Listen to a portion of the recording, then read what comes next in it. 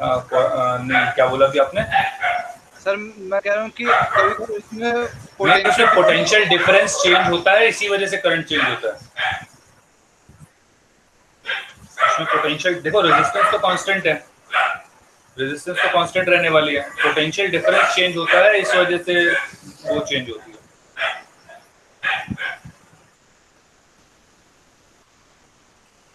जो करंट है वो इस वजह से चेंज होता है। ये इमेज में एक सेकंड बेटा, मैं जरा अपना 1 मिनट रुको, मैं जरा क्वेश्चन बच्चे ने पूछा था, एक सेकंड। हाँ बोले बेटा, आप बोलो बोलो, बोलते रहो। सर विकस्टोन ब्रिज की भी कोई डेरिवेशन होती है? हाँ विकस्टोन ब्रिज की, हाँ होती है बेटा, होती है। तुम्हारे काम की नहीं थी इसलिए नहीं कर रहे थे, होती है। Okay sir. जिसने बेटा वो मिरर सिमेट्री का पूछा था, देखो होता क्या है कि मान लो अगर यहाँ पे सर मेरे को एक डाउट था। सर मेरे को एक डाउट था। 1 मिनट रुक, 1 मिनट सौम्या, 1 मिनट रुक, 1 मिनट रुक जा। Yes sir. अच्छा मैं क्या कह रहा था, मिरर सिमेट्री में हम क्या देखते हैं, ये तो होगी फोल्डिंग। ओके, मिरर सिमेट्री में हम क्या देखते हैं कि एक ना हम सेंटर में एक लाइन खींच लेते हैं डॉटेड, राइट। अगर इस डॉटेड लाइन के लेफ्ट साइड में और राइट साइड में बिल्कुल सेम डायग्राम होता है, ठीक है, तो हम क्या करते हैं, तो हम बीच में कनेक्शन तोड़ देते हैं, क्योंकि हमें पता है कि लेफ्ट और राइट में बिल्कुल सेम है। जैसे एक और क्वेश्चन में बनाता हूँ, जब ये याद आया है था,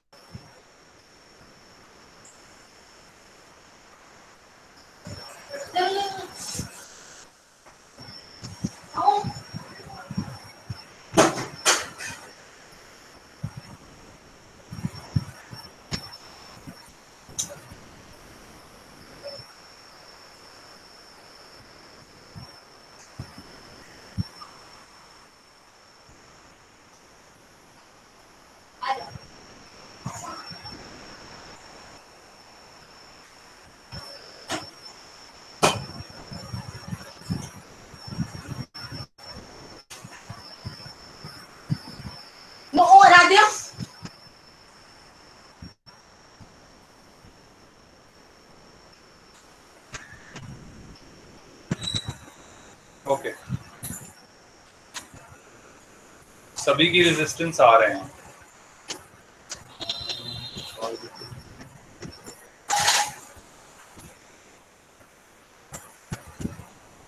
सभी को सर्किट डायग्राम दिख रहा है वाला? No sir. 6/5 सर ये डीपीपी में क्वेश्चन था ना? मुझे याद नहीं है बेटा, अभी भी ऐसे बैठे बैठे याद आया मुझे, तो एक बार देख लेते हैं। तो करा था मैंने, कभी सोच के याद आ गया। ये क्या था, ध्यान से देखें। अब ये वाला अगर हम सर्किट देखते हैं तो इसमें हमें कुछ चीजें दिख रही है कि जैसे यहाँ से जो करंट गया, फॉर एग्जांपल यहाँ पे I1 गया और यहाँ पे I2 गया। जो हम यहाँ देखते हैं तो यहाँ भी लगभग वैसा ही है, ध्यान से देखो, जैसा यहाँ पे सर्किट इधर है वैसा ही इधर से सर्किट इधर है। तो इसका मतलब क्या है कि भाई अगर यहाँ से I1 करंट, यहाँ से I2 करंट जाएगा, सिमेट्री के हिसाब से, जो मिरर सिमेट्री की बात हो रही है, क्योंकि हमारा लेफ्ट साइड और राइट साइड में लगभग सेम है। आप देखें अगर बीच से हम कर देते हैं तो ध्यान से देखें, जो लेफ्ट साइड में और जो राइट साइड में दोनों सर्किट लगभग सेम है। तो ऐसे में इसको मिरर सिमेट्री कहते हैं। तो उसका मतलब क्या है कि अगर यहाँ से I1 करंट गया और यहाँ से I2 जाएगा, तो जब वो एंड पे पहुंचेगा तो यहाँ पे तब भी I1 जाएगा और यहाँ पे I2 जाएगा।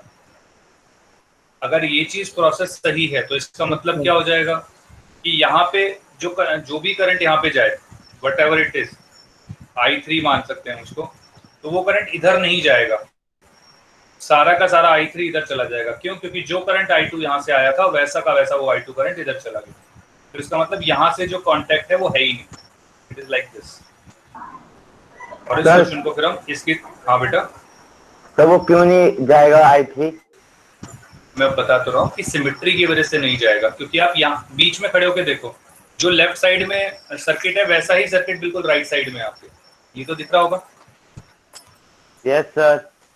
तो अकॉर्डिंग टू सिमेट्री क्या होगा कि जितना करंट I1 इस वाले सर्किट, इस वाले रेजिस्टर से जाएगा, उतना ही यहाँ वाला रेजिस्टर इधर देगा। सिमिलरली जितना करंट इधर से जाएगा वही करंट यहाँ पे जाएगा। तो अब नीचे वाला सर, देखो नीचे वाला जो पार्ट है, अगर I2 करंट यहाँ से चला और यहाँ पे भी I2 पहुंचा, इसका मतलब यहाँ से ना कोई करंट आया और ना कोई करंट गया ऊपर से। क्लियर है ये वाली चीज? Yes sir. अब जब कोई करंट नहीं गया तो इसका मतलब है ये वाला करंट जो भी था वो सारा का सारा वहां चला गया, तो ये वाला कनेक्शन हम हटा देंगे यहाँ से। तो अब ये कनेक्शन हट गया तो I3 का जो करंट है वो I3 से यहाँ चला गया। सिमिलरली यहाँ पे अगर ये I4 था तो I4 यहाँ चला गया, तो ये दोनों सीरीज में, ये वाला सेट आपस में पैरेलल में, तो बाकी फिर अपने आप सॉल्व हो सकता है। ये चीज समझ में आई है नहीं? ये another example of mirror symmetry. तो एक बार वो सीरीज पैरेलल फिर से समझा दो। कौन सा बेटा? जो अभी सीरीज पैरेलल बोला वो वाला कह रहे हो? Yes sir, yes sir. अच्छा, मैं क्या कह रहा हूँ कि अब जैसे अब इसको डायग्राम को अगर मैं दोबारा बनाऊं तो क्या बनाऊंगा, इसको इधर से ऐसे, यहाँ पे दो रेजिस्टर जो ये ऊपर वाले हैं, उसके बाद ये दोनों आपस में पैरेलल हैं, तो नीचे वाले ये दोनों, क्योंकि मैंने यहाँ से इसको हटा दिया तो अभी कांटेक्ट में नहीं रहा। इसके बाद ये एक रेजिस्टर हो गया और यहाँ पे ये दो रेजिस्टर। अभी क्लियर है ये वाली चीज या नहीं? सर इसमें व्हीटस्टोन ब्रिज भी बन रहा है? नहीं नहीं, व्हीटस्टोन ब्रिज नहीं बन रहा। व्हीटस्टोन ब्रिज कहाँ बन रहा है सर? जैसे I1, जैसे सर अगर I1 देखे, I4 वाला एरिया देखे और I3 वाला देखे, तो जैसे 5 रजिस्टर है ना, अगर हम लेफ्ट हैंड से देखे तो उसमें जो अभी पहले उसको सॉल्व, एक्चुअली पहले सिंपलीफाई करो, क्योंकि मैंने क्या बताया 5 रेजिस्टर का सर्किट होता है जनरली। पहले उसको सिंपलीफाई करके देखो। जैसे मैंने इसको सिंपलीफाई किया, ये वाला रेजिस्टर यहाँ से इस तरह से, जैसे यहाँ पे किया तो अब ये कोई व्हीटस्टोन ब्रिज नहीं है। मतलब सर सिंपलीफाई करने के बाद जब लास्ट में अब और ज्यादा सिंपलीफाई नहीं हो पाएगा तभी बनेगा व्हीटस्टोन ब्रिज? हाँ बिल्कुल। Okay sir.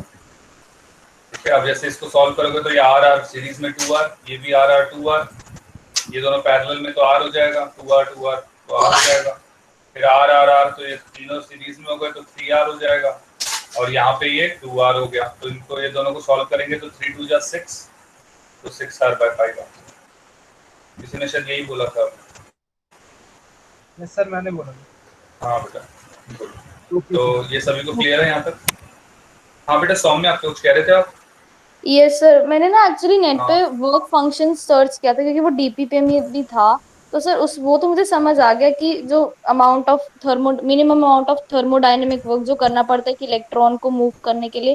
लेकिन सर उसमें ना जो एक इमेज थी मैंने उसमें देखा, तो सर उसको ना एज ए ग्राफ रिप्रेजेंट कर रखा था, और उसमें ना उस ग्राफ को नेगेटिव जैसे जो नीचे की तरफ एक्सटेंड करके वहां पे एक वर्ड लिखा होता थ्रेशोल्ड फ्रीक्वेंसी। तो सर उसका मतलब समझ नहीं आया।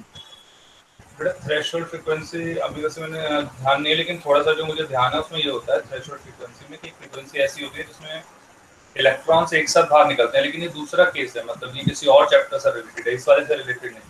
बाकी तुम एक बार मुझे दोबारा भेज देना, हो सकता है उसके हाँ सर, perspective में कुछ और और सर हो। उसके बाद जब मैंने सर्च करा ना तो फिर वो फोटो इलेक्ट्रिक इफेक्ट के साथ भी उसका रिलेशन दिखा हाँ रहे मैं थे। वही बता रहा हूँ, तो फोटो इलेक्ट्रिक जिसमें इफेक्ट वो के साथ ही इलेक्ट्रॉन रिलेशन। एमिट होता है जब लाइट वेव किसी भी हाँ सॉलिड सरफेस को वो लाइट, करती है। लेकिन सर उसमें हाँ मुझे और मतलब समझ नहीं आया। सर ये मैं वही कह रहा हूँ, एक बार तुम मुझे दिखा देना, मैं उसके बाद देख के और ये ज्यादा सर सही मैं वो बता वाला दूंगा। स्क्रीनशॉट भेज दूंगी। ओके हाँ सर, और थैंक एक्चुअली कुछ ठीक है। हाँ बेटा कुछ और कह रहा था, आइंस्टाइन कुछ कहा किसी ने? सर मैंने कहा वो फोटो इलेक्ट्रिक इफेक्ट तो वही है ना जैसे आइंस्टाइन ने प्रूव करा था और रुडोल्फ हर्ट्ज करके किसी ने उसे डिस्कवर हाँ किया। बेटा सर तो वो तो हमारे सिलेबस में नहीं है ना। नहीं है बेटा, वो ये बच्ची थोड़ी अलग पढ़ती रहती है थोड़ी, तो मैंने मना कर दिया ना यहाँ नहीं। सर वो 3R कैसे आया? बेटा 3R कैसे आया? अरे बेटा ये R और एक सेकंड, ये R और R सीरीज में तो कितना हो जाएगा? 2R। ये R और R ये क्या हो जाएगा? 2R। अब अच्छा 2R और 2R दोनों पैरेलल में है, तो ये दोनों किस में हो जाएंगे फिर? नेट सीरीज निकालेंगे तो R हो जाएगा। Yes sir. और ये भी R है, ये भी R है और ये भी R बचा, तो तीनों सीरीज में हो गए तो कितना हो गया? 3R। हो गया 3R, ये तो लिखा मैंने। सर तो फिर वो 6 कैसे आ जाएगा? क्या बेटा? फिर वो 6R/5 कैसे आ जाएगा? बेटा फिर यहाँ पे ये वाले भी तो रेजिस्टर है ना, इसकी रेजिस्टेंस R है और इसकी रेजिस्टेंस R है, तो ये कितना हो गया? 2R हो गया। Okay sir. तो फिर अब इन दोनों को फिर सॉल्व करोगे ना सर इस एक बार तरीके ये से। मत बता दो 3R और 2R। हाँ बेटा क्या सर, एक बार ईएमएफ बता दो, मेरे को समझ नहीं आया। बेटा ईएमएफ तुम्हारे सिलेबस में नहीं है, मैंने तुम्हें पहले भी बताया हुआ है, मैसेज में मैंने यही तो बोला था अभी। मैं आपने ही पूछा था ना ईएमएफ मैसेज में। नो सर, नो सर, मैंने पूछा था ओके वो थोड़ा डीपीपी में सर, लेकिन डीपीपी में क्वेश्चंस दिए हुए हैं ईएमएफ पे। Sir yes. ये गलती से आ गए होंगे, बाकी मैं एक बार बता देता हूँ फिर भी अगर उस एक मिनट ईएमएफ सुने। का कोई लेना देना है नहीं उस क्वेश्चन से, वो आंसर हाँ मतलब बस वो लिखा ही होगा, बस वो वैसा कुछ नहीं होगा। ईएमएफ जो आपके में जो मैंने क्वेश्चंस भी दिए होंगे उसमें ईएमएफ को आप सीधा सीधा वोल्टेज की तरह, वोल्टेज या पोटेंशियल डिफरेंस की तरह ही एक्ट करना। हाँ सर, यही लग रहा था मुझे। ठीक है, आंसर अभी तो के लिए मेरे को तुम्हारे वही लिए लगा। वही है। और बाकी सर actual में होता इंटरनल है- रेजिस्टेंस। हाँ मैं वही बता रहा हूँ। बाकी एक्चुअल में क्या होता है, ईएमएफ के अगर कहीं ईएमएफ दे रखी होती है तो उसके साथ एक इंटरनल रेजिस्टेंस ऐड करनी होती है। इसका मतलब क्या है कि इन दोनों को मिला के एक पोटेंशियल डिफरेंस बनता है। अगर कहीं पोटेंशियल डिफरेंस दे रखा है मतलब उस बैटरी की इंटरनल रेजिस्टेंस पहले से ही हमने जिसे हम कहते हैं कि हमने उसको अंडर हमने कंसिडरेशन में डाल दिया है। इसका मतलब क्या है, मैं आसान भाषा में समझाता हूँ कि जैसे अगर कोई बैटरी है 5 वोल्ट की, तो जरूरी नहीं है कि वो पूरे 5 वोल्ट की हमेशा बैटरी दे। वो हमेशा कुछ ना कुछ लॉस होने की वजह से कि जो लॉस होने की वजह से तो जो पोटेंशियल जो है ना वो पोटेंशियल डिफरेंस क्रिएट करेगा, वो करेगा 4.8 4.9 राइट। अब जो 4.8 और 4.9 जो वो पोटेंशियल डिफरेंस क्रिएट कर रहा है, तो वो लॉस हुआ जो 0.1 और 0.2 का, तो वोल्टेज के अंदर तो वो लॉस देख लेते हैं, लेकिन अगर ईएमएफ दे रखा है तो वो लॉस हमें बाद में कंसीडर करना पड़ता है। यही चीज क्लियर है? Yes sir. सर ये पिछली Basic क्लास में भी difference थोड़ा है सा ये, आपने बाकी- बताया था। Yes sir. हाँ बाकी इसके अलावा और कोई डिफरेंस, इसके ज्यादा आपको जानने की जरूरत नहीं है ना, इससे ज्यादा आपको रिलेटेड नहीं होगा। चलो मैं अब काम करता हूँ, आपसे एक और क्वेश्चन पूछते हैं, ध्यान से देखिएगा। उसके बाद फिर मैं आपकी डीपीपीस लूंगा, डीपीपीस के डाउट लूंगा। ओके तो क्वेश्चन है, ध्यान से देखिएगा। एक बल्ब हमारा यहाँ पे है, एक बल्ब ये है, एक बल्ब ये है, और एक बल्ब ये है। ठीक है, ये पोटेंशियल डिफरेंस हो गया राइट। सभी को यहाँ तक दिख रहा है? ये 3 बल्ब, सर ये 4 वायर बल्ब, कनेक्टेड है। मैं अभी बता रहा हूँ, एक सेकंड मेरा इसको ढंग से जरा बनाऊँ।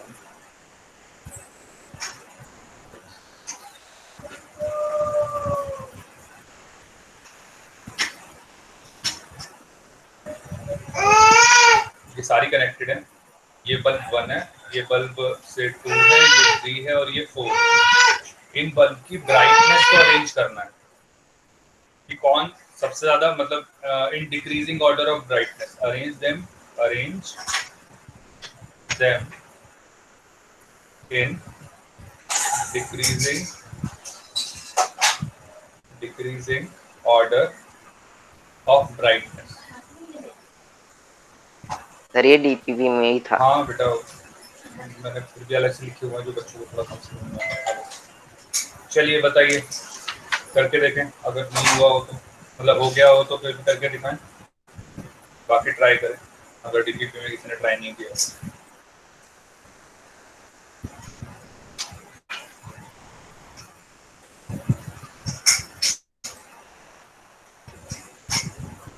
कर रहे हैं बच्चे ट्राई सभी?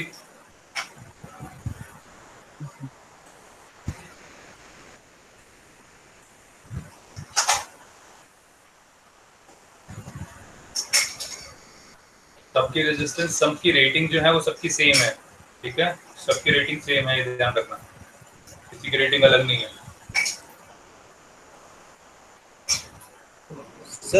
सर 3 और हाँ 4 में बेटा। तो सेम होगी ना ब्राइटनेस? 3 और 4 में सेम, हाँ बेटा सेम होनी चाहिए। सर आंसर 1 2 3 4 है। 1 2 3 4 ठीक है बेटा, 1 2 3 4। तब 1 2 4 3 भी लिख सकते हैं ना? हाँ 1 2 एक्चुअली इसको इस तरह से लिखेंगे, क्योंकि 3 और 4 के बराबर होती है तो 3 और 4 के बीच में इक्वल टू आएगा। तो 1 2 3 इज इक्वल टू 4। क्या ये सभी को क्लियर है ये वाला? किसी को डाउट तो नहीं है इसमें? No sir. सर 2 में ज्यादा क्यों होगी? बेटा यहाँ पे देखो, अगर मैं मान लेता हूँ इसकी रेजिस्टेंस R है तो इसकी भी R होगी और इसकी भी R होगी। तो जब यहाँ से करंट डिवाइड होगा, यहाँ पे करंट, टोटल करंट, सारा करंट यहाँ से फ्लो कर रहा था, जब करंट डिवाइड होगा तो करंट ज्यादा उस रेजिस्टर से जाता है जिसकी रेजिस्टेंस कम होती है। तो इसका मतलब अगर यहाँ से 2 एम्पियर करंट जाएगा तो यहाँ पे 4 एम्पियर करंट जाएगा। क्यों? क्योंकि रेजिस्टेंस हाफ है यहाँ पे R और R 2R हो जाएगा तो रेजिस्टेंस ज्यादा है यहाँ से। Okay sir. क्या यहाँ तक सबको क्लियर है? सर सर जो ज्यादा हाँ, रेजिस्टेंस होती है उसको ज्यादा एनर्जी नहीं चाहिए होती। बेटा जहाँ, सुनो मेरी बात, अभी इस सर्किट की बात हो रही है। एनर्जी तो देखो वो पहले ही सर्किट के अंदर उसने जो जिस हिसाब से वो कनेक्टेड है उन्होंने करंट पहले ही निकाल लिया जितना निकालना था आई, क्योंकि करंट जो है वो नेट रेजिस्टेंस की वजह से निकलेगा। पर होगा। Yes sir. हाँ, पर मैं क्या कह रहा था कि यहाँ पे जो करंट जा रहा है, देखो इस सर्किट ने अपने आप डिसाइड कर लिया कि कितना करंट निकालना है। अब वो जो करंट है उसको डिवाइड किस तरीके से करना है वो सर्किट डिसाइड करेगा ना। तो जहाँ पे कम रेजिस्टेंस होगी वहां पे करंट ज्यादा जाएगा, जहाँ ज्यादा रेजिस्टेंस होगी वहां करंट ज्यादा जाएगा। वो जो डिसाइड करता है, जो आप बता रहे हो, वो पैरेलल के केस में होता है हमेशा। सर 1 में तो सबसे ज्यादा करंट होनी। हाँ तो सर बेटा 1 में तो सबसे ज्यादा करंट। हाँ तो बेटा इसीलिए तो सबसे ज्यादा ब्राइटनेस 1 की होगी। मैंने डिक्रीजिंग ऑर्डर ऑफ ब्राइटनेस तो लिखा है। Okay sir. यहाँ तक सबको क्लियर है ये वाला या नहीं? Yes sir. हाँ सर बल्ब 1 में ब्राइटनेस सबसे कम होगी। नहीं बेटा सबसे ज्यादा आपने इंक्रीजिंग ऑर्डर, सर आपने इंक्रीजिंग ऑर्डर लिखा है शायद से। नहीं बेटा डिक्रीजिंग ऑर्डर लिखा है, मेरे को तो डी लिख रहा है, वो डीई है बेटा, डिक्रीजिंग ऑर्डर लिखा हुआ। नहीं सर नो सर, आंसर में नो सर, आपने जो साइन बनाया। अच्छा साइन मैंने गलती से बना दिया क्या? हाँ साइन मैंने गलत बना दिया। ठीक है साइन मैंने गलत बना दिया। तो मुझे डिक्रीजिंग की याद था तो मैंने वही उस हिसाब से लिख दिया। सर जेई 2002 के सवाल जैसा है। हाँ बेटा कहीं ना कहीं से तो लिए ही जाते हैं। क्या यहाँ तक क्लियर है सभी को? Yes sir. अच्छा एक टी वाला क्वेश्चन था, कौन सी डीपीपी के अंदर है वो टी वाला क्वेश्चन? एक बच्चे ने उससे मैसेज में भी पूछा था, कैटल वाला। सर हाँ केटल वाला, उसमें डीपीपी 3 में था, डीपीपी 2 में भी एक क्वेश्चन है, और डीपीपी 4 जो मतलब लास्ट वाली डीपीपी है वो मैंने करी नहीं है। सर एक हीटिंग इफेक्ट वाले में भी है और एक पावर वाले 1 में भी है सर, सिमिलर ही क्वेश्चंस है पर दोनों में। Yes sir. दोनों सिमिलर क्वेश्चन। चलो मैं वैसे ही क्वेश्चन लिखवा लेता हूँ। तो क्वेश्चन लिखवाऊँ या अपने डीपीपी आप सभी खोल सकते हैं अभी? सर डीपीपी नहीं खोल सकता, आप लिखवा दो। नहीं खोल सकता, एक मिनट रुके, मैं एक बार मैं देख लेता हूँ। फिर मैंने डीपीपी में डाल रखा। सर हीटिंग इफेक्ट वाले में 14-15 क्वेश्चन। 14-15 मैं एक मिनट देख लेता हूँ।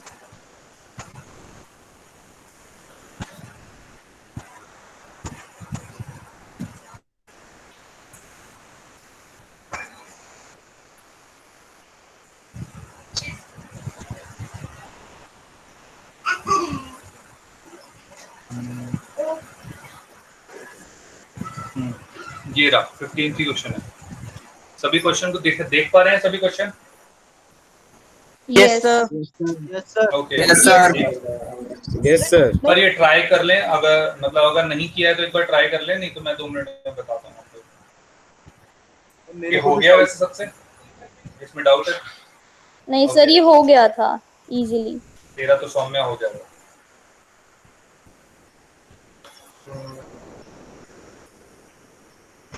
ध्यान से देखें, मैं एक बार समझाई देता हूँ। उसमें देखो वो क्या कहता है कि इलेक्ट्रिक केटल है जिसमें 2 हीटिंग कॉइल हमने यूज करी है, मतलब 2 हीटिंग कॉइल है उसमें। तो जब मैंने सिर्फ एक हीटिंग कॉइल यूज करी तो मुझे 5 मिनट में मेरी चाय बन गई। ठीक है चाय मान लेते हैं, पता नहीं चाय दे रखी नहीं दे रखी, लेकिन चाय मान लेते हैं। अब मैंने क्या किया, अब मैंने दोबारा दूसरी कॉइल यूज करी तो उसमें जो मुझे टाइम लगा वो 10 मिनट लगा। ठीक है, अब मैंने क्या किया, दोनों कॉइल को मैंने कनेक्ट किया पैरेलल में। If the two points are connected in parallel simultaneously then the same water, जो वाटर है वो कितने टाइम में बॉईल होगा वो पूछकर। तो एक कॉइल मतलब वही पानी गर्म किया है, तो एक जब गर्म किया, जब एक कॉइल से गर्म किया तो 5 मिनट लगे, दूसरे कॉइल से गर्म किया तो 10 मिनट लगे। अगर उनको पैरेलल में कनेक्ट करेंगे तो कितना टाइम लगेगा? तो सबसे पहले हम क्या देख सकते हैं कि अगर हीट हम, क्योंकि पानी को जब हम गर्म कर रहे हैं, जो हमारा पानी है अगर उसको मैं गर्म कर रहा हूँ तो एक्चुअली हीट दे रहा हूँ मैं उसको, तो उसको कितनी हीट, ये जो हीट दी जा रही है कॉइल से, ये कितनी दी जा रही है? तो हीट इज इक्वल टू, क्या हम लिख सकते हैं, V²/R, क्योंकि दोनों केसेस के अंदर पोटेंशियल डिफरेंस सेम होना चाहिए। करंट दोनों में डिफरेंट होगा क्योंकि रेजिस्टेंस दोनों में डिफरेंस होगी, तो जो सेम होता है हम जनरली वो लेते हैं। तो हमारी हीट सेम होगी, पोटेंशियल डिफरेंस सेम होगा, टाइम हमारा अलग है तो हमने T1 ले लिया। तो इसके अंदर जब मैं वैल्यूज डालूंगा तो V² को तो V² जाने दो, R1 हमें नहीं पता, और टाइम जो दे रखा है हमें वो कितना दे रखा है, 5 मिनट। अभी मैं 5 मिनट को 5 मिनट से रख रहा हूँ, क्यों? क्योंकि जब आंसर निकलेगा तो वो भी मिनट्स में आ जाएगा डायरेक्टली, राइट? नहीं तो 5 × 60 करके आप लोग, मतलब अगर नहीं ध्यान रहता तो 5 × 60 कर लेना, वो अपने आप डिवाइड हो जाएगा। तो ये हो गया हमारा हीट। जब मैं दूसरा जब मैंने वो डाला रेजिस्टेंस डाला तो ये हो जाएगा V²/R2 × T2। सिमिलरली तो V²/R2 × में अब जो टाइम लगा वो लगा 10 मिनट्स का। क्या सभी को यहाँ तक समझ में आया है? अब मैंने क्या किया, इसको पैरेलल में कनेक्ट कर लिया। पैरेलल में कनेक्ट किया तो क्या हो गया, ये R1 हो गया और ये R2 हो गया, R1 R2। तो इसकी जो नेट रेजिस्टेंस होगी वो क्या होगी, नेट रेजिस्टेंस 1/R नेट। क्या लिख सकता हूँ, 1/R1 + 1/R2। क्या ये लिखा जा सकता है इसकी नेट रेजिस्टेंस को, 1/R1 + 1/R2? Yes sir. ठीक है, तो अब कितना टाइम लगेगा, कितना, देखो हीट तो उतनी ही लगनी है, तो हीट तो हमारी उतनी ही लगेगी। तो अगर मैं लिखूं यहाँ पे, तो अब अगर मैं यहाँ से ठीक है, डायरेक्ट हो रहा था नॉर्मल तरीके से करता हूँ, that is equal to this. तो अगर मैं यहाँ से पहले R1 की वैल्यू निकाल लूँ तो R1 आ जाता है हमारा V²/H × में 5। सिमिलरली यहाँ पे अगर मैं R2 निकालूं तो आ जाएगा V²/H, होगा ना, हाँ ठीक है, × में 10। तो हमारे पास एक R1 आ गया और ये हमारे पास R2 आ गया।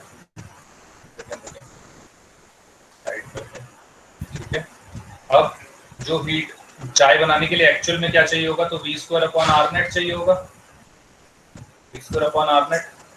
तो V²/R नेट को हम क्या लिख सकते हैं, ध्यान ये है, जब मैंने पैरेलल सर्किट लगा दिया है, जब पैरेलल सर्किट लगा दिया तो H क्या हो जाएगा, V²/R नेट। ये R नेट होगी जो नेट रेजिस्टेंस है हमारी, जो ये वाली है। तो इसका मतलब मैं इसको क्या लिख सकता हूँ, V² में 1/R नेट। इसका मतलब 1/R नेट को हम क्या लिख सकते हैं डायरेक्टली, V² में 1/R1 + 1/R2। क्या सभी को ये चीज समझ में आई है? Yes sir. ओके, अगर मैं अब इसमें देखो मैं हाँ बेटा बोलो सर। H को भी तो हमें H1 और H2 से डिनोट करना पड़ेगा क्योंकि सर अमाउंट नहीं बेटा, पानी गर्म करने के लिए उतनी हीट चाहिए होगी। एक मिनट सुनो, पानी अगर मुझे उबालना है तो उतनी हीट चाहिए होगी, अलग अलग हीट थोड़ी चाहिए होगी। या चाय बनानी है आपको और आप शुरुआत से शुरू कर रहे हो तो आप अलग अलग हीट थोड़ी दोगे, तो चाय मतलब एक केटली में बनेगी, दूसरी में बनेगी। सर मतलब हीट की अमाउंट सेम है, सेम ही रहेगी ऑब्वियसली, वो अलग हो जाएगा तो। हाँ बोलो बेटा। सर मैंने यहाँ पे हीट को सर यहाँ पे मैंने हीट को 100 ले लिया था, तो सर नहीं वो 100 तो आपने ऐसे ही ले लिया। सुनो मेरी बात, आप 100 भी लोगे तो भी हो जाएगा, लेकिन एक्चुअल में एक कांस्टेंट लेना चाहिए H। आप 100 लो, 1000 लो, 1 लो, 2 लो, आंसर सेम रहेगा, दैट्स अ डिफरेंट मैटर, लेकिन H भी एक कांस्टेंट। लेकिन सर हीट तो 100 डिग्री सेल्सियस पे ही बॉईल होता है ना वाटर, तो बेटा 100 डिग्री सेल्सियस पे होता है तो उसमें फिर तुम्हें अगर ढंग से लोगे तो फिर वो तुम्हें लेना पड़ेगा mCp ΔT। 100 तो तुम्हें फिर टेम्परेचर लिया, फिर स्पेसिफिक हीट ऑफ वाटर भी लेना पड़ेगा, कितना पानी ले रहा है वो भी तो उसके ऊपर तो डिपेंड करती है हीट। ऐसी थोड़ी सिर्फ 100 का काम चलेगा। Okay sir. ठीक है, ओके। सर हमने क्वेश्चन में R1 और R2 क्यों निकाला? बेटा R1 और R2 क्योंकि मुझे जो फाइनल इक्वेशन है हीट की उसमें मुझे R1 और R2 की जरूरत पड़ेगी ना, क्योंकि नेट रेजिस्टेंस जब पैरेलल में कनेक्ट होगा तो नेट रेजिस्टेंस चेंज होगी।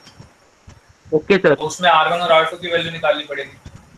अब ध्यान से देखें, v²/1/R1 + 1/R2 हमारे पास हीट आ गई है जो पैरेलल सर्किट में चाहिए, और R1 और R2 की मैंने वैल्यू निकाल ली थी। सभी को ये चीज क्लियर है? सर H = v²/Rnet कैसे आया? तो अगर मैं क्या बेटा H = v²/Rnet * T, सॉरी ये T भी आएगा, ये T रह गया मेरे को। ये तो फॉर्मूला ही होता है ना बेटा, v²/R * T। Okay sir, okay okay * T। अब ध्यान से देखिएगा, तो v², तो यहाँ पे अब देखो मैंने R1 की वैल्यू निकाल ली थी, कितनी थी? v²/H * 5। यहाँ पे ये रही, तो मैंने यहाँ पे वैल्यू डाल रहा हूँ। देखो R1 क्या आ जाएगा, v²/H, और v² से 5 मल्टीप्लाई होगा, तो ये यहाँ पे इस तरीके से। Similarly H/v² * 10 multiply by time, total time t। ये चीज समझ में आई सबको या नहीं आई? क्या किया हमने, H जो होता है वो v²/Rnet * T, v²/Rnet * T, Rnet हमारा 1/R1 1/R2, R1 और R2 की मैंने वैल्यू यहाँ निकाल ली थी तो यहाँ डाल दी, इनटू में टाइम। ध्यान से देखें, H ये H यहाँ से कॉमन लेके कट जाएगा, v² से v² कट गया। क्या सभी को ये वाली चीज क्लियर है? Yes sir. ओके सर एक बार दोबारा सर हम इसमें एक और चीज भी तो कर सकते हैं। एक मिनट बेटा, पहले मैं एक बार ये वाली कर लेता हूँ, उसके बाद मैं बताता हूँ। एक मिनट पहले क्या, जिसको नहीं समझ में आया एक बार मैं दोबारा बता रहा हूँ। देखो जो हीट होती है उसका हमने डायरेक्ट फॉर्मूला हमने बता रखा था, v²/R * T। ये हमने हीट का फॉर्मूला बताया हुआ था, ये हमने स्टार्टिंग से यही फॉर्मूला लेके चले। जब भी केटल का आप लोगे तो यही लोगे, क्यों? क्योंकि इसमें अलग रेजिस्टेंस की वजह से करंट चेंज हो जाएगा, लेकिन पोटेंशियल डिफरेंस जो केटल के अक्रॉस है वो सेम है, इसलिए हमने v²/R लेके चल रहे हैं। तो लास्ट वाली इक्वेशन में भी शुरुआत में पहले दोनों लिए, उसके बाद फिर लास्ट वाली इक्वेशन में भी H = v²/Rnet * T लिया। Rnet को हमने 1/R1 + 1/R2 रखा। इसके बाद अगर हम देखते हैं, ध्यान से देखिएगा सर, ये 1/R1 तो 1/R1 + 1/R2 ये डिवाइड नहीं होना चाहिए था। डिवाइड क्यों होगा बेटा? 1/Rnet की वैल्यू है ना बेटा। अभी मैंने जो नेट रेजिस्टेंस निकाली उसमें मैंने क्या बोला था, 1/Rnet पैरेलल में क्या होता है, 1/R = सर ये डिवाइड कर रहा है ना, 1/R1 + 1/R2 v² को डिवाइड कर रहा है ना। देखो अगर मैं 1/R1 + 1/R2 बोल रहा हूँ तो वो मल्टीप्लाई हो रहा है, अगर डिवाइड हो रहा होता तो फिर वो ऊपर चला जाता। सर मल्टीप्लाई क्यों? जैसे Rnet से हम डिवाइड कर रहे हैं। सुनो मेरी बात, आप थोड़ा सा अलग बोल रहे हो। मैं क्या, इसमें होता क्या है कि ये जो Rnet है, ठीक है, जो Rnet है वो हमने यहाँ पे डिवाइड हो रहा है क्योंकि v²/Rnet है। लेकिन मैंने क्या किया, क्योंकि ज्यादा कॉम्प्लिकेट ना हो तो मैंने इसको ब्रैकेट लेके पहले ही 1/Rnet लिख लिया। ना मुझे पता है पैरेलल का जो फॉर्मूला होता है उसका फॉर्मूला होता है 1/Rnet = 1/R1 + 1/R2।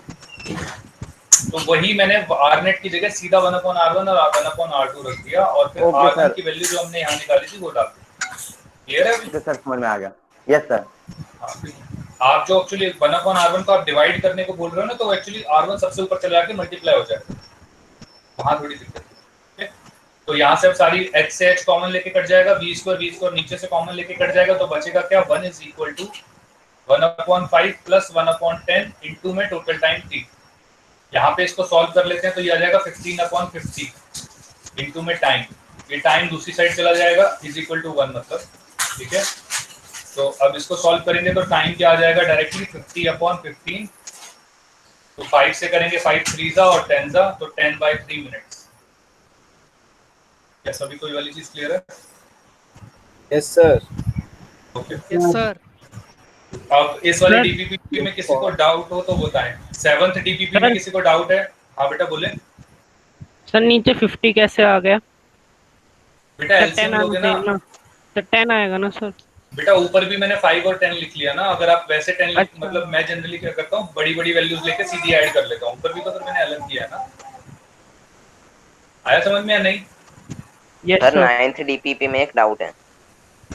बेटा अभी एक मिनट रुक जाओ, पहले मैं ना 7th से शुरू करता हूँ क्योंकि मैंने ये खोल ली थी इसके चक्कर में, समझाने के चक्कर में। ठीक है, पहले आप 7th में बताएं। 7th में होता सर, अगर सीरीज में होता तो टाइम को सिंपली प्लस कर देते।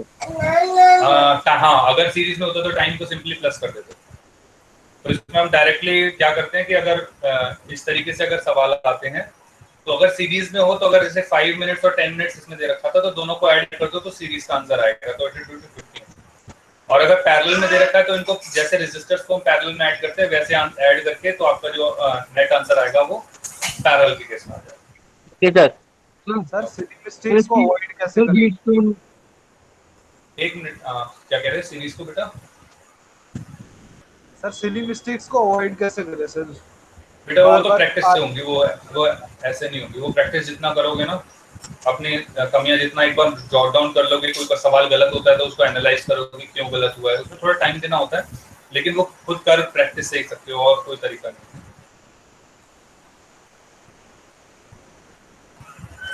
हाँ सभी, अब मुझे बताएं पहले तो 7th डीपीपी के अंदर आपकी क्या डाउट है? 7th डीपीपी किसके डाउट है?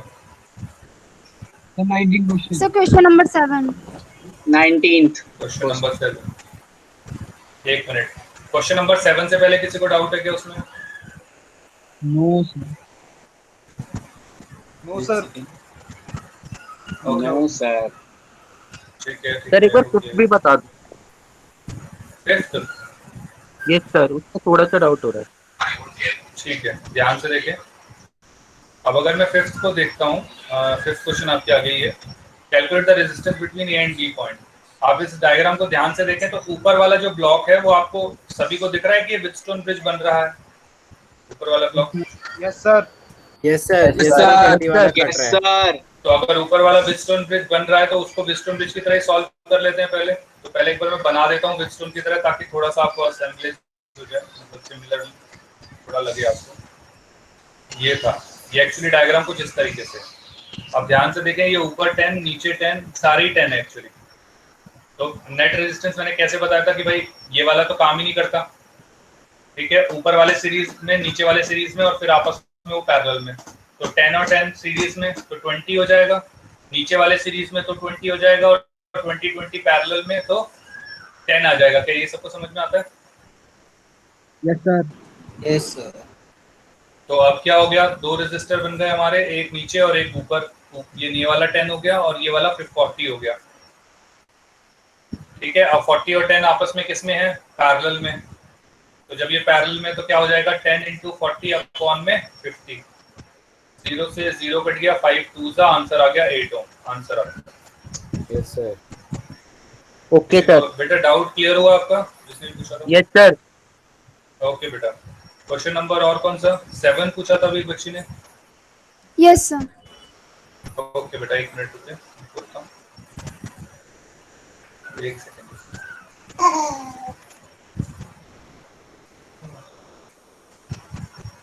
ओके ठीक है, ये मुझे लगा भी था आप लोग पूछेंगे, मैंने यहाँ पहले से बना रखा है, ध्यान से देखें। आप लोगों को याद, अभी जो हमने क्वेश्चन किया है बिल्कुल सेम वैसा ही है, लेकिन ये थोड़ा बस अलग तरीके से बना होगा। जो अभी 5th क्वेश्चन किया है बिल्कुल सेम क्वेश्चन है उसी तरीके का, लेकिन बस थोड़ा अलग तरीके से बनाया हुआ और व्हीटस्टोन नहीं लग रहा है, इस वजह से हमें अलग लग रहा है ये। आप अगर ध्यान से देखें इसमें, तो मैंने क्या किया, इसको पॉइंट डिनोट्स किए सबसे पहले। सभी को दिख रहा है ना बेटा ये? Yes sir. ओके ओके, ध्यान से देखें। ए से जो लाइन जा रही है, ये देखो यहाँ से सीधी कनेक्ट हो रही है, कोई रेजिस्टर नहीं है, कोई रेजिस्टर नहीं है। इसका मतलब क्या हो गया कि अगर पोटेंशियल ए है तो ये भी ए होगा। क्या सबको ये चीज समझ में आती है? Yes sir. तो इसका मतलब Yes, ए और सी sir. का पोटेंशियल सेम है। ए और सी का पोटेंशियल सेम है, तो देखो मैंने यहाँ पे ए और सी का पोटेंशियल सेम लिख दिया, ए और सी को एक ही पॉइंट मान लिया। क्या ये सबको क्लियर है? Yes sir. ओके, इसी हिसाब से ध्यान से देखें, लास्ट में बी पॉइंट ये है और एफ पॉइंट ये है और पूरा कनेक्टिंग वायर है। इसका मतलब ये पूरी जो वायर है वो कनेक्टेड है, मतलब पोटेंशियल डिफरेंस यहाँ पे सेम है। राइट, या पोटेंशियल डिफरेंस है ही नहीं, इसको आसान भाषा में समझाएं तो अगर ये B है तो ये भी B होगा, ये भी B होगा, ये भी B होगा, तो इसका मतलब B और ये जो पॉइंट F है ये दोनों सेम होंगे, तो मैंने यहाँ पे इन दोनों को सेम ले लिया। क्या सबको ये वाली चीज भी क्लियर है? Yes sir. Yes sir. Yes sir. अब देखो हमने क्या, ओके ओके, अब ध्यान से देखिए मैंने क्या किया। अब मैंने इसमें अलग अलग पॉइंट्स डाल दिए, जैसे अब मैंने अलग अलग रजिस्टर्स को कंप्लाई करना शुरू कर दिया। जैसे देखो C और B, C मतलब A और B के बीच में डायरेक्टली एक रजिस्टर अटैच्ड है, तो मैंने ये नीचे जो देखो रजिस्टर अटैच किया, ये डायरेक्टली A और B के बीच में डायरेक्ट एक रजिस्टर अटैच कर दिया नीचे की तरफ। सिमिलरली क्या किया गया, सिमिलरली ऊपर वाला आप देखो, तो मैंने एक रजिस्टर है A C से D, लेकिन C तो A ही है हमारे पास, तो मैंने एक रजिस्टर ये C से D कर दिया, ये वाला। इसके बाद क्या है D से E, तो D से E नीचे कर दिया, D से B होगा ना, F होगा, F है, तो D से B, तो D से B एक ये वाला रजिस्टर हो गया। उसके बाद E से E, ये जो बीच वाला रजिस्टर हो गया, ये वो हो गया। सिमिलरली E से F हमारा, E से F ये वाला रजिस्टर हो गया। ये सारे रजिस्टर हो गए हैं, और एक आएगा A से E, तो एक ये रजिस्टर हो गया। सभी को ये चीज समझ में आई कि पॉइंट वाइज हमने पहले A और C को पहले सेम रखा, और उसके बाद फिर हमने सारे रजिस्टर ऑटोमेटिकली एलोकेट कर दिए। Yes sir. अब आप ध्यान से देखें तो ये वही वाला सर्किट है जो भी हमने किया था। आप अगर देखें तो जो भी पीछे किया था, तो इस पूरे की रेजिस्टेंस तो R ही आई थी, अभी हमने करी है, और नीचे वाले रेजिस्टेंस भी R ही है। तो अगर ये दोनों R है तो इसकी नेट रेजिस्टेंस R/2 हो जाएगी। क्या ये सबको समझ में आता है? Yes sir. Yes sir. अब रेजिस्टेंस हमारी R/2 हो गई। पोटेंशियल डिफरेंस जो इसके अक्रॉस है वो हमें E दे रखा है। आई थिंक उसने क्या पूछा, वो कहता है कि अगर करंट बताना है हमें, देखो DE के अंदर करंट बताना है। उसने दो बोले, if the supply of EMF is connected between AB, तो AB के अक्रॉस एक EMF सप्लाई हमने कनेक्ट कर दी है, ठीक है। उसके बाद उसने क्या किया, compute the current through arm DE and AB। तो ध्यान से देखें, AB तो ये हमारी बाहर वाली आर्म हो जाएगी, जो ये वाली आर्म है, और DE जो आर्म है वो ये वाली है जो बीच में है। अब देखो व्हीटस्टोन बन रहा है, तो इसके अंदर तो कोई करंट नहीं जाएगा। क्या सबको ये वाली चीज तो क्लियर है? बीच वाली जो DE है, यस सर। तो IDE हमारा 0 हो जाएगा। IDE विल बी 0, ठीक है। नाउ A और B के अक्रॉस तो आप देखेंगे तो देखो ऊपर वाला सर्किट और नीचे वाला ये जो छोटा रेजिस्टर है, दोनों पैरेलल में आपस में, और दोनों के अक्रॉस जो EMF हुई है वो E ही है। तो इसका मतलब अगर मुझे करंट निकालना है B के अक्रॉस, तो वो तो अपने हिसाब से जितना उसकी रेजिस्टेंस है उतना ही करंट निकालेगा, या उसके अक्रॉस जो पोटेंशियल डिफरेंस है डिवाइडेड बाय रेजिस्टेंस, क्योंकि I होता है हमारे पास V/R। अब V जो है वो इसमें EMF दे रखी है, और R जो है वो हमारा जो गड़बड़ तो नहीं करी मैंने, क्या बोल रहा हूँ, करंट, अरे तो टोटल करंट होना चाहिए ना AB के across. Compute the current through the arm DE and AB, तो AB तो वो पूरा ही पूरा करंट हो गया। तो इसका मतलब इसमें R नेट इन्होंने डायरेक्टली R/2 ले लिया है, तो हेंस 2E/R आ जाएगा। ये चीज समझ में आई या नहीं बेटा? Yes sir. क्या बेटा, क्या बोला अभी आपने? सर जो आपने लास्ट में किया अभी सर E लगा के, हाँ मैं बता, हाँ बेटा जो करंट देखो इसमें ना दो जगह, दो आर्म्स में करंट पूछा है, एक तो DE में पूछा, एक AB में पूछा। अगर हम AB देखते हैं तो एक्चुअली वो पूरा ही करंट पूछ रहा है कि पूरा करंट कितना फ्लो कर रहा है, क्योंकि AB के अंदर के बीच में तो सारे ही रेजिस्टर आ गए। तो मैंने क्या किया भाई, पूरी EMF जो देखी वो थी E, तो जो पोटेंशियल डिफरेंस है उसको पोटेंशियल डिफरेंस मान के चलो, उसी को इसने E बोल दिया है यहाँ पे, ये रहा। तो इसको पोटेंशियल डिफरेंस को मैंने E लिख दिया। R नेट जो मेरा नेट रेजिस्टेंस आया वो भी हमने देखा R/2 आया है, तो मैंने R नेट की जगह R/2 लिख दिया। तो ये 2 ऊपर चला गया, तो 2 मतलब ये 2 ऊपर चला गया, तो ये 2E/R आ गया हमारे पास, जो करंट आया AB आर्म के अंदर। जबकि जो DE आर्म है, ये जो आप देख रहे हो ये वाली आर्म, इसके अंदर तो कोई करंट आएगा नहीं, क्योंकि डिस्टेंस ब्रिज के हिसाब से तो इसमें कोई करंट ही नहीं होता। तो हेंस ये वाली आर्म ही हट जाएगी, या फिर इसमें करंट 0 हो जाएगा आसान भाषा में। तो यही उसने पूछा था कि कितना कितना करंट होगा। क्लियर है वाला? Yes sir. Okay, sir 19। उससे पहले कोई क्वेश्चन किसी को? Okay 19 no sir. ठीक है बेटा। सर एक बार 11 समझा दो। अरे यार अभी पूछा था ना मैंने, एक सेकेंड अभी रुको, एक मिनट।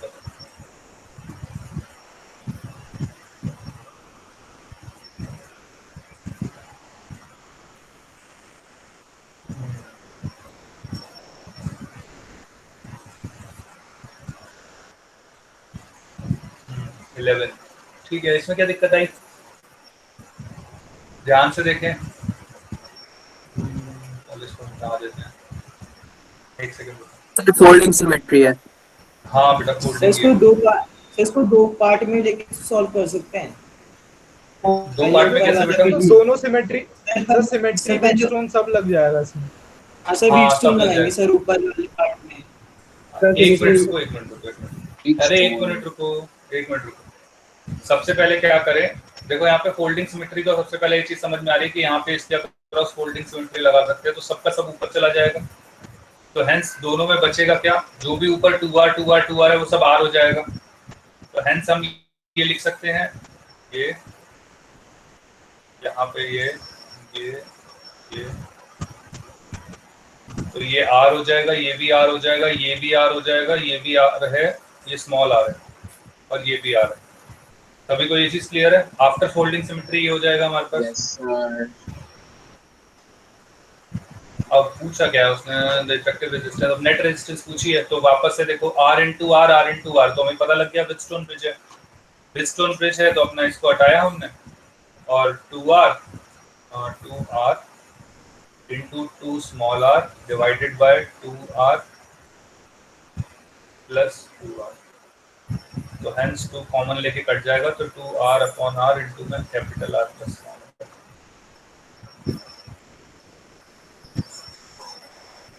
क्लियर है?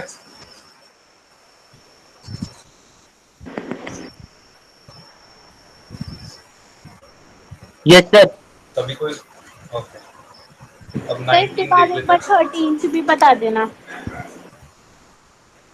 बेटा, कुछ अपने आप भी हुआ है नहीं हुआ, सारे मुझे बताने हैं। 13 क्या है, 13 क्या है, इसमें क्या प्रॉब्लम आई बेटा? ये तो बहुत आसान है। आर की नेट रेजिस्टेंस हमारी 1/2 होती है बेटा। ये देखो 1 की नेट रेजिस्टेंस तो हमारी की 1/2 हो जाएगी डायरेक्टली। सिमिलरली यहाँ पे भी जो नेट रेजिस्टेंस है इसकी भी 1/2 हो जाएगी, जो यहाँ पे लेफ्ट में है। यहाँ पे इसकी रेजिस्टेंस है 12, तो यहाँ पे इसकी रेजिस्टेंस कितनी होनी चाहिए टोटल, ताकि ये व्हीटस्टोन ब्रिज बन जाए? ठीक है, ये 12 कितनी बेटा? 12 ये सभी को समझ में आता है? ओके, आ गया 12 आ गया, मुझे समझ में आ गया 12 आएगा। अब ध्यान से देखें, यहाँ पे 2 रजिस्टर लगा रखे हैं, 6 और x, तो हम क्या लिखेंगे, 6 plus x is equal to 12, तो x की वैल्यू कितनी आ जाएगी, 6। क्लियर है बेटा जिसने पूछा था? Yes sir. ओके बेटा,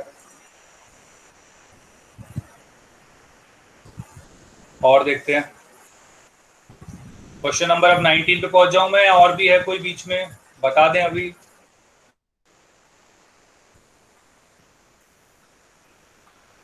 ओके, आ गया 18 19 ना। ओके 19, ठीक है। एक मिनट, आराम से क्या बोला बेटा आपने? Sir galvanometer. बेटा आपकी आवाज नहीं आ ढंग से समझ में आ रही। सर शायद से वो गैल्वेनोमीटर गैल्वेनोमीटर सर गैल्वेनोमीटर का सर वो पूछ रहे हैं। क्या गैल्वेनोमीटर के रिगार्डिंग? तो गैल्वेनोमीटर तो वही होता है ना जो करंट का फ्लो चेक करता है। बेटा गैल्वेनोमीटर करंट, हाँ, एमीटर की तरह ही होता है, लेकिन गैल्वेनोमीटर के अंदर हम डायरेक्शन भी फाइंड आउट कर सकते हैं। जैसे गैल्वेनोमीटर में वैल्यूज भी बताते हैं, वैल्यूज भी बताता है, डायरेक्शन भी बताता है। एक्चुअली गैल्वेनोमीटर एमीटर लगभग एक जैसे दिखते हैं गैल्वेनोमीटर के अंदर, लेकिन जो ये रीडिंग होती है सेंटर पे होती है, और यहाँ पे ये ऐसे होता है। तो अगर करंट इस डायरेक्शन में जाएगा तो ये जो है डायल इस डायरेक्शन में मूव कर जाएगा, अगर करंट इस डायरेक्शन में जाएगा तो ये जो डायल है ये इस डायरेक्शन में मूव कर जाएगा। और सर जितना करंट का वैल्यू होगा उतने पे वो डायल शो कर देगा। हाँ, उतना डायल शो कर देगा, लेकिन गैल्वेनोमीटर की एक प्रॉब्लम होती है कि वो जो करंट होता है वो बहुत कम मीजर कर पाता है। तो करंट अप्रोक्सीमेटली जो उसकी रेंज होती है वो मतलब 0.1 एम्पियर, 0.1 या 0.2 एम्पियर तक ही वो मीजर कर पाता है जनरली। ये इसकी मतलब जो कहते हैं दिक्कत है। ठीक है। और सर इससे अगर हम सर्किट डायग्राम में रिप्रेजेंट करना होगा तो जी से करेंगे रिप्रेजेंट। हाँ, वो तो गैल्वेनोमीटर जी से ही करेंगे, जैसे एमीटर होता है ना वैसे ही उसी तरीके से मतलब सीरीज में लगाएंगे। वो जी बना देना। क्या बेटा? सर गैल्वेनोमीटर से कुछ करंट पास करता है? हाँ बेटा, करंट पास करता है, तभी तो करंट बताएगा वो कितना करंट है। सर क्वेश्चन 19 में भी व्हीटस्टोन ब्रिज लग रहा है ना? हाँ बेटा, मैं देख लेता हूँ, वैसे तो व्हीटस्टोन ब्रिज ही होना चाहिए, और तो जब ये रिलेटेड ही उससे तो determine the value of R, determine the value of R, okay, and the current through it if the current through the branch AO is 0। ठीक है, उसमें उन्होंने पहले ही दे दिया कि इसके अक्रॉस जो करंट है वो 0 है। हाँ तो बेटा ये तो सीधा सीधा व्हीटस्टोन वैसे ही बन गया, दिक्कत क्या थी? सर जब उन्होंने AO में 0 दे दिया तो फिर वो तो हम हटा ही देंगे ना। नहीं, उसको हटाने की भी जरूरत नहीं है, इसको थोड़ा सिंप्लीफाई करके बस जो जैसा आपको मैंने क्या बताया व्हीटस्टोन ब्रिज का जो आपको डायग्राम, जो स्टैंडर्ड डायग्राम है उसको उस हिसाब से बना लो। तो आप देखोगे इस वाले पॉइंट को थोड़ा सा ऊपर खींच लो, इस वाले पॉइंट को थोड़ा सा ऊपर खींच लो, तो देखो यही डायग्राम बन जाएगा।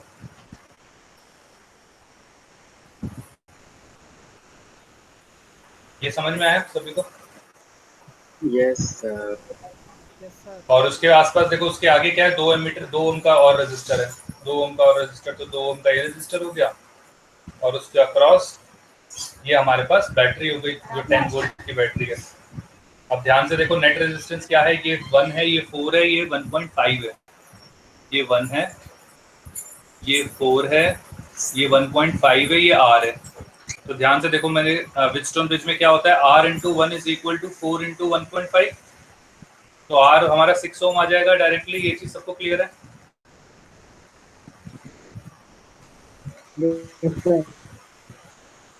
ठीक है, अब बस इसको सॉल्व कर लो।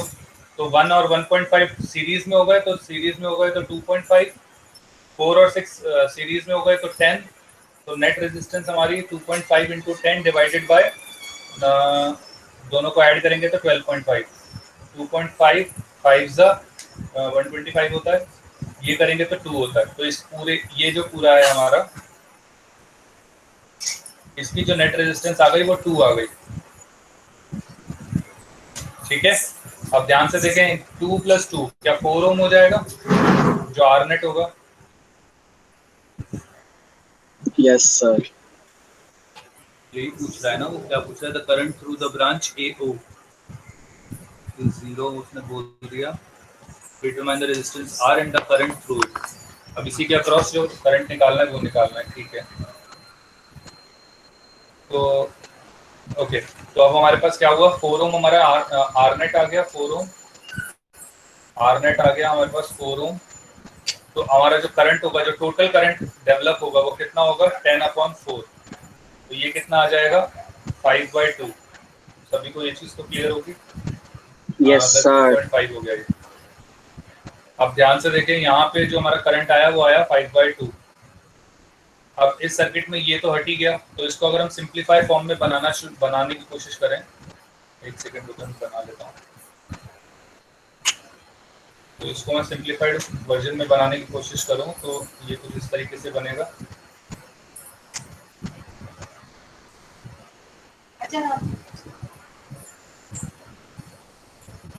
ये 2 ओम हो गया, ये R हो गया, ये 1 हो गया, ये 1.5 हो गया, ये 2, ये कितना था हमारा, 4 था, ये हमारा 10, और यहाँ से जो करंट जा रहा है वो हमारा आ रहा है 2.5। सभी को ये चीज क्लियर है? Yes sir. अब देखो, मुझे करंट निकालना है R के अक्रॉस, इसके अक्रॉस करंट निकालना है। ये R हमारा 6 ओम ऑलरेडी आ चुका है।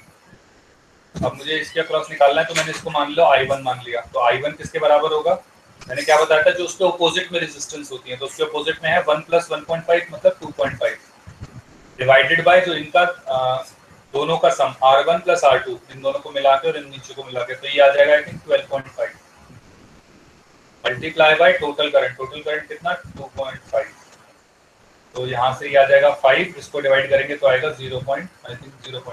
क्या ये चीज क्लियर है सभी को या नहीं? Yes sir. Yes sir. किसी में किसी को यस डाउट नहीं है? सर। तो आपका आंसर आ गया 6 और 0.5। तो आप देखें आंसर में, तो आपको वही मिलेगा। एक सेकंड रुकिए, मैं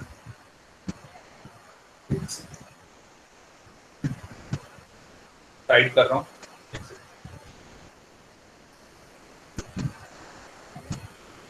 तो आंसर आपका देखिए 6 ओम और 0.5 ओम आ जाएगा। क्लियर है सभी को? 19 यस सर 5 एम्पियर होगा। Yes sir. हाँ बेटा, ये थोड़ी यस सर। ठीक है, ये 5 एम्पियर। किसी को डाउट इसमें? और इसमें कोई डाउट किसी को क्वेश्चन में? सर वो जो करंट निकाला था एक और बार दिखा दो। अच्छा, मैं एक मिनट छोटा कर लेता हूँ, एक second.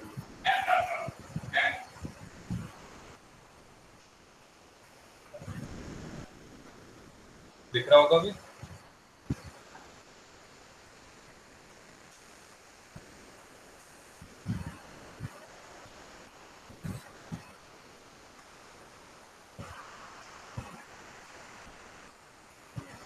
Okay sir.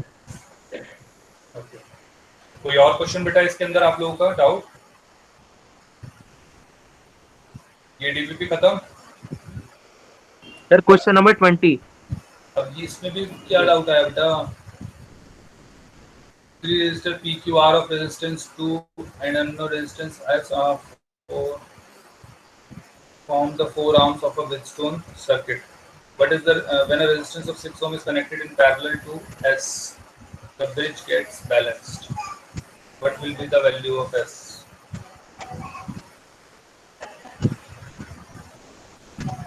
Three arm of a PQR, three resistance PQR, each of 2 ohm, and unknown resistance S form the arms of a Wheatstone circuit.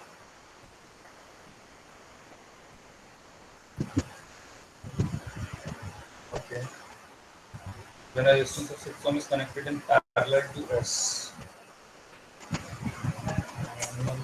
resistance S forms 4 ohm of PQR S. ठीक है, एक 2 ohm आ गया, ये भी 2 ohm आ गया, ये भी 2 ohm आ गया। Whether this when a resistance of 6 ohm is connected in parallel to S, अगर ये हमारा S है और इसके पैरेलल में अगर मैंने एक 6 ओम का रेजिस्टेंस लगा दिया, तो ये जो व्हीटस्टोन है ये बैलेंस हो जाता है। तो what will be the value of S? ठीक है, अभी बेटा हमने किया था, ध्यान से देखें, 2 2 हमने क्या करते हैं, P इंटू, मतलब जब हम ये डायग्राम बनाते थे,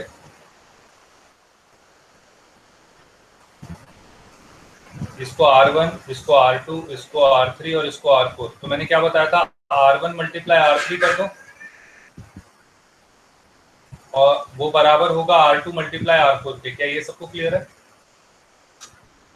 यस सर। Yes sir. अब ध्यान से देखें, यहाँ पे 2 × 2 मतलब 4 आएगा, इन दोनों को मल्टीप्लाई करके 4 आना चाहिए। सिमिलरली यहाँ पे 2 पहले से ही है, तो इसका मतलब ये जो ये वाला पार्ट है, इसको मल्टीप्लाई, इसको सॉल्व करके हमारा 2 आना चाहिए, इसकी नेट रेजिस्टेंस 2 आनी चाहिए। क्या ये सबको समझ में आता है? Yes sir. तो अब क्या हुआ, यहाँ पे S और 6 हैं जो कि पैरेलल में है। अगर पैरेलल में है तो पैरेलल में इसका जो नेट रेजिस्टेंस होता है वो होगा S × 6 डिवाइडेड बाय S + 6। क्या सबको ये चीज क्लियर है? Yes sir. अब ये किसके बराबर हो गया? ये वाली चीज हो गई हमारी 2 ओम के बराबर।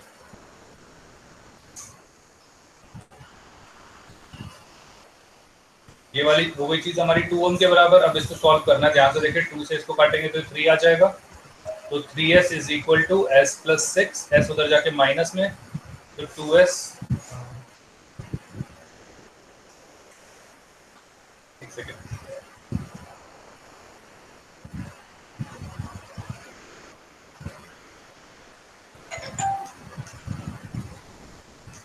हाँ, तो s उधर जाके माइनस में 3s प्लस s इंटू में 6, उधर जाके माइनस में, तो ये 2s इज इक्वल टू 6 हो जाएगा, तो s की वैल्यू हमारी 3 ओम आ जाएगी।